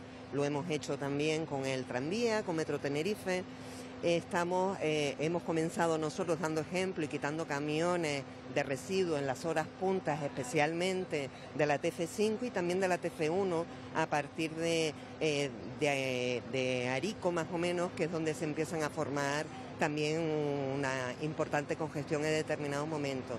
Ya hay empresas sumándose, hemos agilizado y nos hemos puesto, por ejemplo, en todo lo que es tanto someter a información pública como a licitar aquellos proyectos que nosotros llamamos de pequeñas obras en los que se hacen las grandes infraestructuras, pero pequeñas obras que van a agilizar mucho la fluidez, como puede ser el proyecto de ejecución de la obra del acceso al polígono industrial del Valle de Güímar, por poner un ejemplo. Finalizar el carril directo de la rotonda de Guajara o un cambio de señalética pequeño que hemos hecho, por ejemplo, en la rotonda de los Rodeos. Sí. Consejera, ¿cómo está respondiendo la ciudadanía, sobre todo a esa medida que nos comentaba de gratuidad del transporte público? ¿Han notado ese incremento en el número de usuarios? efectivamente, además ya hemos ido dando datos pues, a fechas de agosto, de septiembre. En el caso de las guaguas de Titsa, el incremento de pasajeros ha sido por encima del 40% con respecto al año pasado, y en el caso del tranvía de metro incluso del 50%. A ver, evidentemente la gratuidad y máxime, pues bueno, con la situación de inflación, de todo que existe, realmente ha favorecido, y es lo que pretendemos, sacar vehículos privados de la carretera y favorecer el transporte público colectivo. Qué duda cabe que también habría que favorecer que ese transporte público fuera prioritario. En cuanto se pueda, pues apostaremos, porque es una clara apuesta por una movilidad sostenible, en hacer carriles busbados para que tengan preferencia el transporte público y los vehículos de alta ocupación. Muchas gracias, consejera. Bueno, pues estas han sido las palabras de Eulalia García, la consejera de Movilidad del Cabildo de Tenerife. Ya lo han oído, el Cabildo apuesta por seguir incrementando y seguir reforzando este servicio del transporte público, de las guaguas. Muchas gracias, Mari Martín, desde la isla de Tenerife. Bueno, es una situación complicada. No nos movemos de la movilidad para nuestra siguiente mesa de debate. Ya lo escuchábamos con la consejera. ¿Es la solución el 100% de descuento, de esa gratuidad en el transporte público? Vamos a preguntarle a Elena Mañez y les pedimos esta vez algo más de brevedad, si puede ser. Bueno, es que aquí, en primer lugar, en el caso de Tenerife, lo que estamos arrastrando es un problema de gestión. Este no es un problema nuevo, el tema de las colas. Fue una frivolidad que la señora Rosa Dávila dijera que en 90 días iba a resolver las colas en Tenerife. Han pasado 90 días y ahora, en palabras de la consejera, lo va a hacer de forma escalonada, por lo tanto, más de 90 días. La movilidad tiene que tener un enfoque integral. Por supuesto que estamos a favor del transporte gratuito porque se trata de incentivar modelos alternativos al transporte del coche, que además contribuyen a la descarbonización, a un menor consumo, que con todos los sobrecostes que ha habido, las personas más vulnerables son las que usan más el transporte público, gente joven, mayores, y por lo tanto a favor de esta medida. Ahora bien, eso conlleva también mejorar las flotas, porque al haber una mayor demanda, pues lo comentaban ahí los usuarios del transporte en Tenerife, no tienen guaguas suficientes, tienen que hacer colas. Entonces la medida es positiva, pero tiene que ir acompañada de medidas de refuerzo, y la movilidad en Tenerife, pues resolver ese problema endémico de gestión que vienen arrastrando. Gracias por la brevedad. Vidina Cabrera, Coalición Canaria. A ver, es cierto que es un problema, el tema de la movilidad es un problema importante, dentro sobre todo de las islas capitalinas, es donde más se nota, pero por eso nos sentimos orgullosos de Coalición Canaria de haber conseguido ese 100% de gratuidad en el transporte público, cuando otros se conformaban con un 50%, y estamos trabajando para que eso continúe en el siguiente año. ¿Por qué? Porque todas aquellas razones que motivaron ese decreto de gratuidad en el transporte de pasajeros por carretera, pues siguen estando vigentes por la situación económica en la que estamos viviendo. Ahora mismo, en los datos que yo tengo, el aumento de desplazamientos en guaguas ha sido de un 45%. Entonces, si queremos seguir ayudando a que la gente empiece a dejar el coche en casa, empiece a utilizar más el transporte público, aparte de esta gratuidad, sí que se tienen que implicar también los cabildos para lo que son los trayectos interurbanos y los ayuntamientos para los urbanos, para dar una mayor calidad y una mejor frecuencia, porque si no la gente no va a dejar el coche en casa. Hablábamos de infraestructura, lo mencionaba Elena Mañez. Esther González, Nueva Canarias. Nueva Canarias lideraba la comisión en el Parlamento de Canarias en la anterior legislatura relativa al reto demográfico. También se hacía referencia precisamente a la movilidad, a la necesidad quizás de otro tipo de infraestructura, a lo mejor los trenes en islas como Tenerife o Gran Canaria. ¿Qué opinión tiene al respecto? Sí, vamos a ver, efectivamente nosotros somos unos defensores no solo del Parlamento, o no solo en esta legislatura o la pasada, sino desde hace muchos años, porque entendemos que es una medida, no la única, sino simplemente complementaria a las demás. Lo que pasa es que esto requiere, como bien decía Elena, de una planificación. Y aquí lo que no ha habido es planificación. El tema de la TF5 no es un problema, vamos, para mí no recuerdo los años, pero vamos, el follón del padre Ancheta, por ejemplo, eso tiene 40 años. Y el problema de la TF5 tiene muy difícil solución, porque el problema es que tiene muchos pinchazos. Entonces, las colas van a producirse. Y el tema de la gratuidad del transporte público, que está muy bien, pero primero había que haber planificado y después haber puesto el transporte público gratuito. ¿Por qué?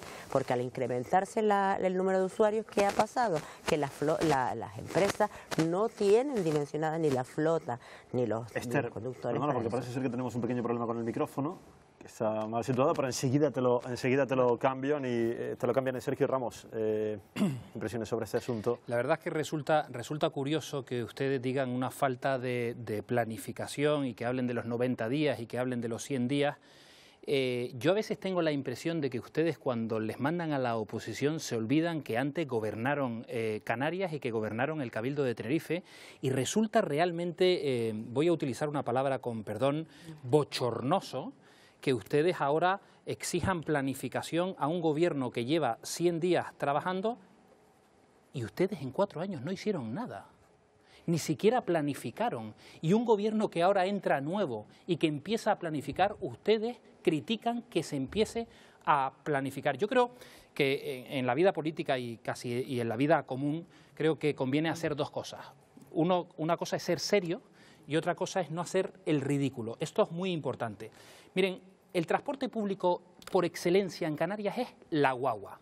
Y nosotros esto tenemos que ser capaces de explicarlo en la península todos los días. Aquí no existe el AVE, aquí no existe el tren de cercanías y aquí existe la guagua. Cuando ya hemos conseguido que esto tenga la gratuidad, con enmienda de Coalición Canaria, también con enmienda del Partido Popular, y que lo apoyamos, esto en las Cortes Generales, ustedes, porque no digan, y he echado mucho de menos aquí a la representante del Partido Socialista, que entiendo que tenga contacto directo con Ferraz y con Moncloa, de que usted pueda venir aquí a Canarias a decirnos y a darnos la tranquilidad y la certidumbre de que esto va a seguir el año que viene. El problema que yo le veo a todo esto es que ni somos independentistas, ni somos filotarras, ni somos nada. Como somos personas que simplemente somos políticos y que no depende de nosotros la gobernabilidad de España, hombre, yo creo que sinceramente me lo criticabas, Elena, al principio del programa, de que ya sacó Sergio la amnistía. Hombre, es que estamos todo el día hablando de la amnistía en la televisión, hablando de que si Sánchez se sienta por primera vez en democracia con Bildu y estamos tal. Es que estos son los problemas reales de la gente. Y no estamos hablando de los problemas realmente de la gente. Y el problema es que la gratuidad tiene que existir. ¿Por qué? Porque la cesta de la compra no deja de subir. Y estos son los problemas reales de la gente, ¿eh? El tema de la amnistía a la gente le importa un pepino.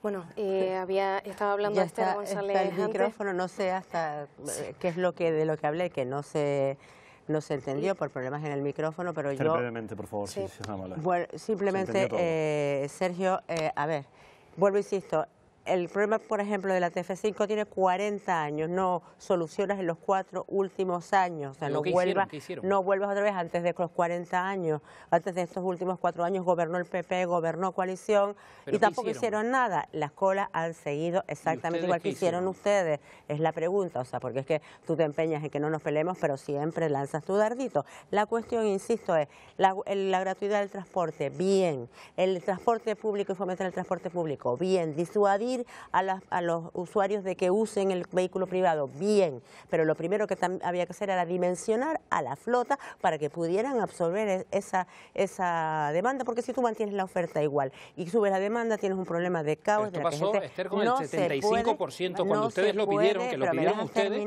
no presentaron una planificación y hubo problemas también. No hubo problemas ahí, aquí tienes un problema que tiene, y el problema, y la cuestión es que una guagua no se amortiza en un año. El que tú esto lo prorrogues un año más, seguiremos igual, porque las empresas no van a comprar guaguas para un año y después meterlas. Esther nos pide por alusiones, el director nos va a llamar la atención, pero Elena, por alusiones nos dice 10 segundos, porque estamos casi fuera de tiempo. En 10 segundos. Si quiere que el Partido Socialista dé garantía, primero hay que garantizar una investidura. Ahí yo espero contar con el apoyo de Coalición Canaria, entre otros, para resolver esa agenda canaria. Y si no hubiésemos perdido el tiempo, 40 días para investir al presidente de la oposición, igual ya tendríamos un gobierno y podría darle esa certeza. 26 años gobernando, a la democracia. Igual que en Canarias, repito, Torre ganó las elecciones y no se presentó a la investidura. Oiga, fue el rey quien propuso al señor Feijóo un respeto por lo menos a su majestad. La eleva en Canarias, en Madrid, sino que trata de elevarla aquí.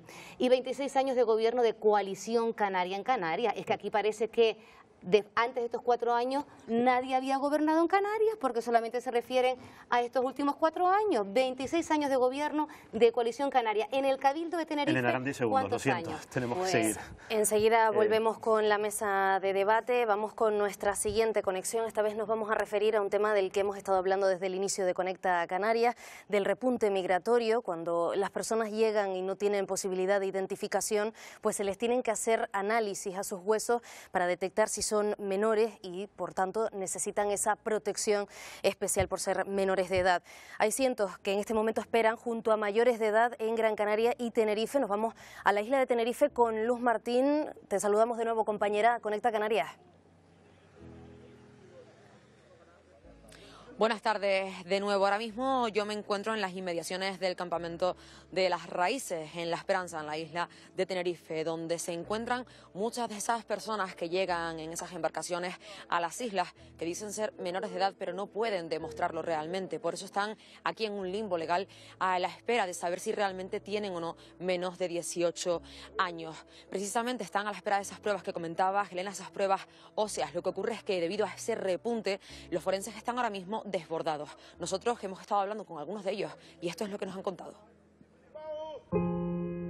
La incesante llegada de migrantes a Canarias continúa abarrotando los centros de acogida del archipiélago. En algunos casos, esa estancia se prolonga indefinidamente hasta que se logran realizar las pruebas óseas que permiten identificar a los menores. Nosotros, para hacer la determinación de la edad, tenemos una serie de pruebas. Tenemos una entrevista que hacemos con el menor, la toma de datos físicos como son la talla, el peso, el desarrollo musculoesquelético. No se hacen pruebas invasivas corporales y después necesitamos la radiografía de la muñeca, la ortopantomografía, que es una radiografía panorámica de la boca. Normalmente llegamos a unas conclusiones que son las que son. En muchas ocasiones no somos capaces de decir tiene 17 años y 8 meses o 18 años y 1 mes, y se da un margen, un abanico, que se remite el informe al fiscal y luego ya el fiscal toma su decisión en cuanto a la determinación, a decir si es menor o es mayor. El informe sale el mismo día que viene aquí el menor, o como mucho durante esa semana. Y precisamente aquí, en este campamento de Las Raíces, se encuentran muchas de esas personas a la espera de esas pruebas. O sea, se encuentra con nosotros ahora mismo Lucía Rodríguez, que ya es presentadora, te iba a decir, presidenta de la asociación Hay Raíces. Cuéntanos un poco en qué situación legal se encuentran ahora mismo esas personas.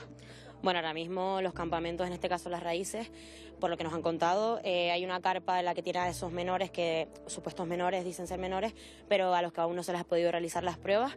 A estos se les pide espera para estas pruebas o que demuestren su partida de nacimiento. Estos menores tienen que pedir a sus familiares desde el lugar de origen, Senegal, Marruecos, Mauritania, que sus familiares le envíen esto y ellos tienen que ir al registro, etcétera. En otras ocasiones hemos comentado que esto muchas veces es complicado porque a lo mejor ese papel ni siquiera existe o sus familiares no pueden acercarse a eso o incluso no pueden contactar con sus familiares.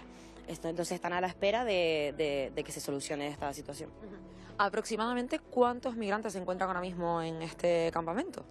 Más de 1000 personas, pero no sé la cifra exacta, la verdad. También es que cada día entran nuevas personas y también salen nuevas personas que son trasladadas a la península, a otras instalaciones normalmente de la misma ONG. Y en este caso pues no sé el número exacto, pero más de 1000 personas, y creo que la afluencia se puede ver, la cola para cenar es infinita. También quería preguntarte, Lucía, una vez se tienen los resultados de esas pruebas, ¿qué ocurre con estas personas en caso de que sean menores de edad o sean mayores de edad? En el caso de que sean menores, se deben trasladar a centros de menores para ser escolarizados y demás, pues para cumplir los derechos de la infancia, básicamente. Y luego los que son mayores, pues se quedan ya con el resto de personas que están en este campamento y son trasladadas junto a estos otros a la península, y allí, pues eso, se dividen en diferentes centros. Ahí en casi toda la península hay centros, en este caso pues de ACSEM, y si no, pues otras asociaciones a las que se derivan. No quiero despedirte, Lucía, sin que puedas hacer una pequeña reivindicación por parte de Hay Raíces. ¿Qué es lo que piden ustedes para este centro y para todas estas personas? Pedimos, pues, sobre todo que haya más personal para poder atender todo esto. Los propios menores nos cuentan muchas veces que pasan miedo, ¿no? Porque se encuentran entre muchos adultos a los que no conocen, de muchas nacionalidades diferentes, de culturas diferentes también, aunque a lo mejor compartan la religión. Muchos tienen el sueño de poder estudiar, han venido aquí precisamente para formarse porque allí no podían, porque allí se han dedicado toda la vida a trabajar y no tienen formación. Ellos saben que vienen aquí para poder formarse y para tener un futuro mejor a lo que han venido, básicamente. Muchísimas gracias, Lucía, por estar con nosotros hoy. Aquí, como siempre les digo, nosotros vamos a estar muy pendientes aquí en Conecta Canarias de cómo avanzan pues esas pruebas forenses y a la espera también de saber qué ocurre con todas esas personas que se encuentran ahora mismo en lugares como este campamento aquí en Las Raíces. Muchísimas gracias, Luz Martín. Bueno, la situación que atravesamos nos da pie a pensar de que vivimos una etapa de enquistamiento político, quizás también de poco diálogo. Y la pregunta que probablemente mucha gente se formule ahora mismo en la calle es si efectivamente nos tendremos que ver obligados a volver a las urnas para definir definitivamente un gobierno para este país. Va a ser una pregunta muy breve que vamos a lanzar a la mesa y por lo tanto requerimos también respuestas breves por parte de nuestros invitados. Elena Mañez. Yo estoy convencida, y aquí apelo, ya que tenemos también a una representante de Coalición Canaria, a que apoye la investidura. Si queremos tener una agenda canaria, si queremos tener un proyecto progresista para Canarias, seguir subiendo las pensiones, seguir subiendo el salario mínimo profesional, seguir mejorando los recursos de independencia, si queremos seguir mejorando los derechos laborales para los trabajadores, como la reforma que se llevó a cabo en la anterior legislatura, hace falta un gobierno de progreso porque esas medidas impactan en Canarias. El Partido Popular se quedó solo, lo demostró en esa investidura fallida. La falta de diálogo le ha llevado a ese aislamiento y a tener solamente a Vox como único aliado, un partido además que va en contra de las autonomías, algo que no debe ser de mucho agrado de Coalición Canaria, y por lo tanto yo espero que a partir del diálogo, porque esto es lo que prima en la democracia, a partir del diálogo pues podamos tener un gobierno de progreso nuevamente en España. Le pedimos más brevedad, Esther González. Yo sinceramente no descarto nada, espero sinceramente que no sea así porque es malo para España, es malo para Canarias tener un gobierno permanentemente en funciones y volver a otros comicios. Es algo que yo creo que incluso la ciudadanía no perdonaría y creo que, insisto, es malo para todo el mundo y por eso espero que no haya que convocar nuevas elecciones. Sergio Ramos, ¿volveremos a las urnas en breve de nuevo o no? No, yo lo que digo es que hay que tener un cuajo bastante importante para decir aquí que cómo el Partido Popular se atreve a negociar algo con Vox cuando el presidente del Gobierno de España, por primera vez en la historia de toda la democracia, se ha sentado con la abogada de ETA, una señora que es portavoz de Bildu en el Congreso de los Diputados y que se le ha pedido hasta la saciedad, y todas las víctimas del terrorismo se le ha pedido que condene los crímenes de ETA, y ella se ha negado. Con esa señora se sentó hace unos días el presidente del Gobierno de España, mi presidente del Gobierno de España, también el mío. Y eso es una indignidad. Y la gobernabilidad de España hoy se sustenta no en Coalición Canaria, se sustenta en un señor que se fue en un maletero de un coche prófugo de la justicia de España y de unos señores que no condenan el terrorismo. Esto es indigno, Elena. Y yo estoy absolutamente convencido que tú en privado te parece también esto indigno. Lo que pasa que tú no lo puedes aceptar porque además no te cuentan esa mesa de diálogo. Pero yo no me puedo creer, Elena, que tú, con lo que tú eres y con lo que tú has trabajado, yo no me puedo creer que ustedes y que el Partido Socialista de toda la vida pueda aceptar esta indignidad. Y esto hay que tomárselo con la seriedad absoluta, porque creo que en España se están normalizando una serie de cosas, de un señor prófugo de la justicia y unos señores que no condenan los más de 800 asesinatos de ETA. Creo que esto ha llegado a un punto en el que no tiene retorno. Por alusiones vamos a preguntarle a Elena. Sí, por alusiones, porque yo cuando lo oigo hablar en ese tono, a los que suelen decir que España se rompe, realmente lo que me preocupa es que los que parece que quieren que se rompa España es el Partido Popular. No, negocian ustedes con ellos, no están con los en la que han roto la solución. Constitución española y quemado banderas de España. Hubo un referéndum ilegal en este país, gobernaba el Partido Popular.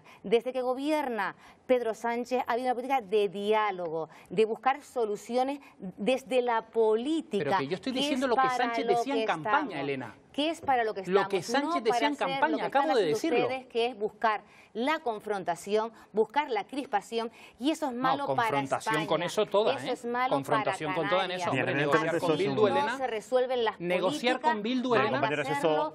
tenemos Hay que dejarlo aquí, Elena. negociar con los Sergio, partidos esto es democráticamente elegidos por la ciudadanía, comparta yo o no la ideología. Defiendes a Bildu. Y está, vamos a permitir, vamos a permitir y el voto ciudadano. Tenemos que dejarlo aquí, Elena. Y el voto Sergio, ciudadano. tenemos que dejarlo aquí. Vivina Cabrera, Gracias. por favor, brevemente, 10 segundos. Súper. ¿Crees que volveremos a las urnas brevemente para elegir definitivamente el que va a ser el gobierno de nuestro país?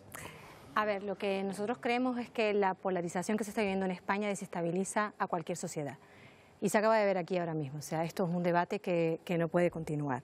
Creemos en lo que es la democracia y la igualdad de todos los españoles. O sea, y eso es lo que vamos a trabajar. Creo que ir a otras elecciones generaría un problema social.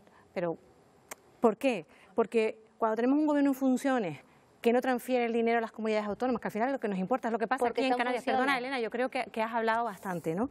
Y por otro lado, hay que negociar nuevos presupuestos. Si aquí no se configura un gobierno, aquí nadie gana.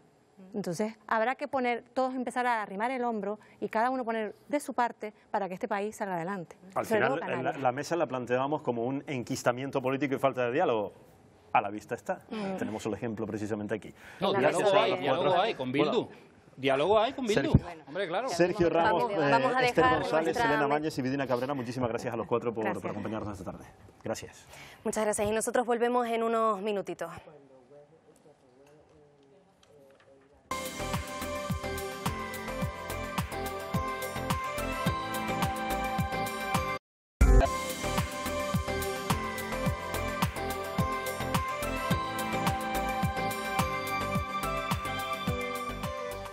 Ya estamos de vuelta aquí en Conecta Canarias, no sin antes recordarles que en unos minutos estaremos en Como en Casa con nuestros compañeros Kiko Barroso y Cata González degustando los mejores platos de nuestra tierra que, bueno, tienen donde elegir, la verdad, porque tenemos en Canarias grandes platos y gastronomía sobre todo. Pero vamos a pasar antes a otro tema, esta vez nos vamos a poner serios porque ustedes ya saben que en el mes de septiembre ocurrió en Marruecos un gran terremoto. Las conexiones entre Canarias y Marruecos pues siempre han sido visibles, esas relaciones bilaterales y más después del terremoto, familias afectadas, vamos a estar con ellas también. Nos vamos a preguntar qué pasaría si en Canarias ocurriera algo de estas características y si puede pasar sobre todo.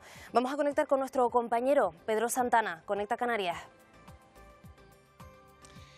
Efectivamente, Elena, Iván, buenas tardes a todos. Hoy vamos a hablarles de ese terremoto que sacudió Marruecos el pasado 8 de septiembre. Un terremoto que fue de 6,8 grados en la escala Richter y que es uno de los más terribles que se recuerdan en la historia reciente de Marruecos. Marruecos es un país que ya ha sufrido terremotos con anterioridad, pero pocos se recuerdan tan mortíferos como este. Un terremoto que se cobró la vida de más de 2.000 personas y dejó heridas a más de 5.000. Nosotros vamos a darle un punto de vista más nuestro, más de Canarias. Por eso contamos con los testimonios de Irina. Irina es una canaria, una gran canaria, que se encontraba allí en Marrakech de vacaciones por el Puente del Pino y que este terremoto la sorprendió cuando estaba en su hotel. Ella recuerda este terremoto como un evento muy traumático en su vida. Además hemos contado con el testimonio de Omar. Omar es un marroquí que reside habitualmente en Fuerteventura y que se encontraba en Marruecos cuando sucedió todo. Se encontraba en Marruecos visitando su casa familiar situada en el Alto Atlas, epicentro de este terremoto,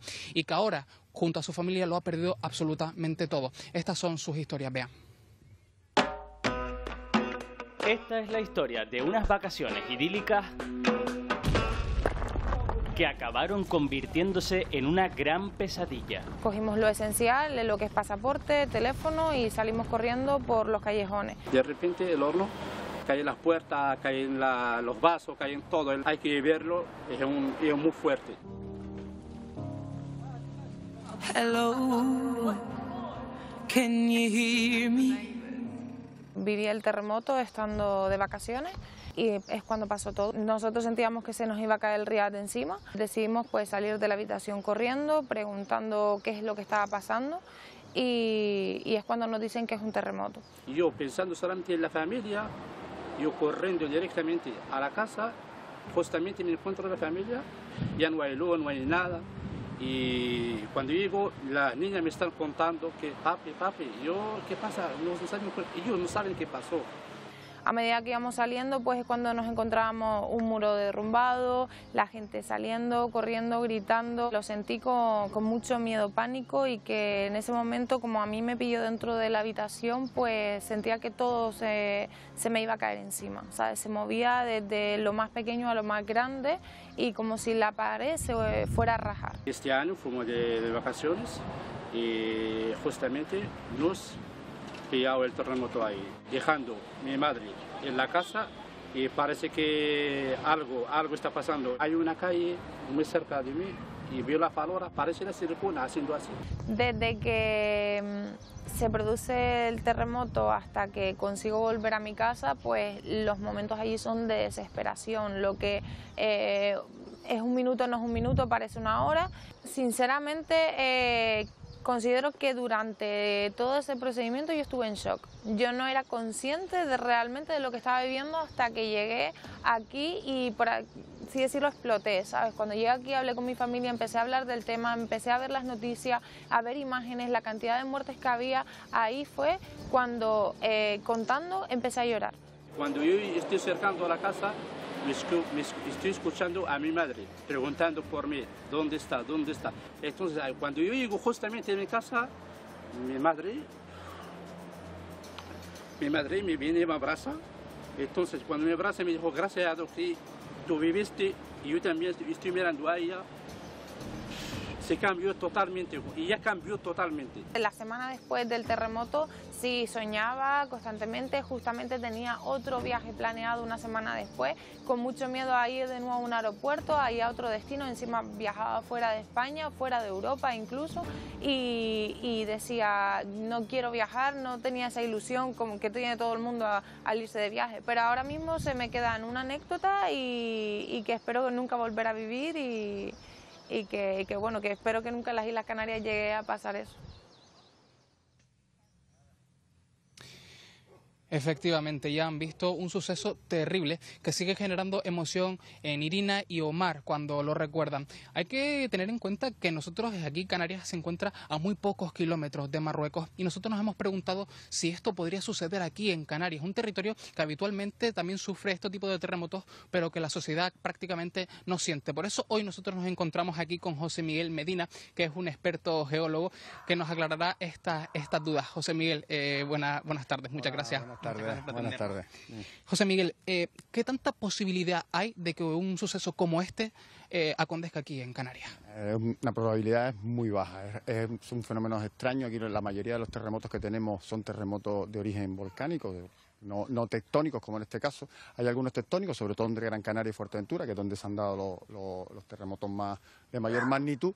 Pero, por ejemplo, el IGN tiene calculado que en un periodo de 50 años la probabilidad de que suceda un terremoto con una intensidad 5 o 6 es menos de un 10%. Una intensidad de 5 o 6 estamos hablando de que en el tipo de edificación que tenemos nosotros se moverían, pero no se vería afectada la estructura ni habría derrumbe. O sea que podemos estar tranquilos en este sentido. Precisamente le iba a preguntar por esa parte. ¿Está preparada nuestras islas para, en caso de sufrir un terremoto de estas características, poder aguantarlo? Vamos a ver, nosotros tenemos que cumplir una norma sismoresistente que se está actualizando ahora, va a salir, está el borrador ahora mismo, que va a ser un poco más restrictiva con Canarias. Con los terremotos y la magnitud y la intensidad que es esperable, porque todo esto es estadística, lógicamente pues con terremotos históricos, los edificios que tenemos deberían de aguantar. Deberían no tener ningún problema porque tenemos edificios prácticamente el 90% construidos con hormigón, acero, o son hormigón armado que aguantan. No es lo mismo que lo que ha pasado en Marruecos, que casi todos adobe, que ese ha sido el mayor problema para que sea tan destructivo. Muchísimas gracias, José Miguel, por este mensaje. Yo creo que tranquilizador para la sociedad canaria. Yo creo que si sucediese aquí, pues podríamos aguantarlo y no sería tan catastrófico como el caso que ha sucedido en Marruecos. Compañeros. Muchísimas gracias, Pedro, por esa información, desde luego que nos tranquiliza. Nos quedamos algo más tranquilos. Nos tranquiliza, claro está. Elena, la vida de nuestra siguiente protagonista ha sido muy dura. Tanto que cuando era niña en clase, una profesora llegó a darle una bofetada porque decía que se distraía con demasiada frecuencia. Miren, ahora, recientemente, acaban de diagnosticarla con autismo, nada más y nada menos. Vamos a hablar de inmediato con ella, Elena, y nos vemos enseguida. Sí, que te toca ahí irte al sillón. Vamos para allá. De hecho, Leonarda tiene también 2 hijos de 9 años diagnosticados con autismo, desde que tenían 5 años, concretamente. Leonarda, bienvenida a Conecta Canarias, un placer tenerla aquí. Gracias. Y gracias por aceptar nuestra invitación, porque bueno, la verdad que los datos nos han llamado muchísimo la atención. Yo decía en la introducción de la entrevista que incluso recibió usted, siendo niña, una bofetada de una profesora que decía que se distraía con demasiada frecuencia en clase. Ahora, hace escasamente un año le han diagnosticado a usted también autismo, pero no lo sabía. Tiene usted 44 años y fue con 43, ¿es cierto? No, me diagnosticaron con 44 y tengo 47, Ajá. hace 3 años. Hace 3 años. ¿Cómo se lleva esta situación, Leonarda? Porque previamente nadie le había diagnosticado autismo y sin embargo lo padecía usted. Bueno, yo no creo que lo padezca, no lo vivo como una enfermedad. Ajá. Sí que fue la respuesta a toda una vida de incomprensión, a toda una vida de sentirte casi siempre fuera de lugar, de no entender por qué eras tan diferente al resto. Para mí de entrada fue un alivio enorme, chocante, y luego viene otra etapa un poco más dura, pero de entrada fue un alivio muy grande, fue el sentir, entender con 44 años que no hay nada malo en ti, que no estás rota, que has dado todo lo que has podido y más, y que si no das más es porque no puedes, no porque no te esfuerces. Claro, por eso le decía que tenía el autismo y no se lo había nadie diagnosticado, y evidentemente eso le hizo pasar por situaciones realmente complicadas en su infancia, ¿verdad, Leonarda? Infancia, adolescencia, juventud y en la etapa adulta. ¿Qué episodios recuerda, Leonarda? Pues recuerdo con demasiada frecuencia verme metida en malentendidos, en situaciones sociales que yo no entendía, en que gente de repente dejara de hablarme y yo no supiera por qué, o se enfadaran conmigo y yo no supiera por qué, o malinterpretaran lo que yo había dicho. Yo soy muy literal, no sé por qué le buscan otra vuelta a lo que yo digo, lo que yo quiero decir es lo que estoy diciendo. Yo no voy con segundas, yo no voy con... Soy muy irónica, más bien tirando hacia el humor, porque he aprendido a reírme de todos los obstáculos que he podido tener, gracias a Dios con el tiempo, incluso de esos malentendidos. Muchos obstáculos, Leonarda, perdón que lo interrumpa, pero que sin embargo, con todos esos obstáculos ha tenido usted la capacidad de llegar, por ejemplo, a ser abogada como es. Sí. Eso es todo un triunfo también, al final. Sí, sí lo es, pero sin los apoyos necesarios, eso va minando tu salud. A mí me han diagnosticado previamente como autista, pero luego han venido otros diagnósticos que han sido no por el autismo, sino por el sobreesfuerzo que a mí me ha supuesto llegar hasta donde he llegado sin los apoyos que yo necesitaba. Yo tengo un trauma complejo, yo tengo una enfermedad autoinmune, yo tengo un cuadro de ansiedad generalizado, yo tengo una depresión crónica. He llegado hasta aquí, sí, pero me hubiera gustado llegar con mi salud un poquito más fuerte. Al principio del programa la escuchábamos decir que no le gustaría que sus hijos pasasen por esa situación, por esos episodios que usted ha vivido en primera persona. Y es la petición que hace en este momento precisamente. Es la petición que hago, ni mis hijos ni ningún niño. A mí no me gusta nada estar aquí. Yo siempre fui una persona que adoraba el anonimato, pasar desapercibida, era la forma de que me dejaran tranquila, que me tenían frita. Pero cuando descubres que perteneces a esta condición y vas tomando conciencia de todas las dificultades que has tenido y ves que los niños de hoy siguen teniendo muchísimos obstáculos, yo no lo soporto, y como yo, muchas personas de diagnóstico tardío no soportamos que se sigan destrozando infancias, que se sigan destrozando adolescencias, por no aceptar que simplemente somos diferentes. Aprendemos de manera diferente, entendemos y sentimos de manera diferente y no podemos hacerlo de otra manera, porque si lo conseguimos va a ser en detrimento de nuestra salud. Leonarda, muchísimas gracias por ese mensaje que ha dejado hoy en nuestro programa. Ha sido un placer tenerla aquí. Gracias. Y enhorabuena a ustedes. por esa lucha que está dando frutos. Gracias. Bueno, pues de esta forma llegamos al final en el día de hoy aquí en Conecta Canarias. Elena. Bueno, y con historias como la de Leonarda volveremos mañana también con más actualidad, con más información, también con nuestros reporteros y con este gran equipo que tenemos en Conecta Canarias. Volvemos mañana a las 5:30. Les esperamos. Hasta mañana.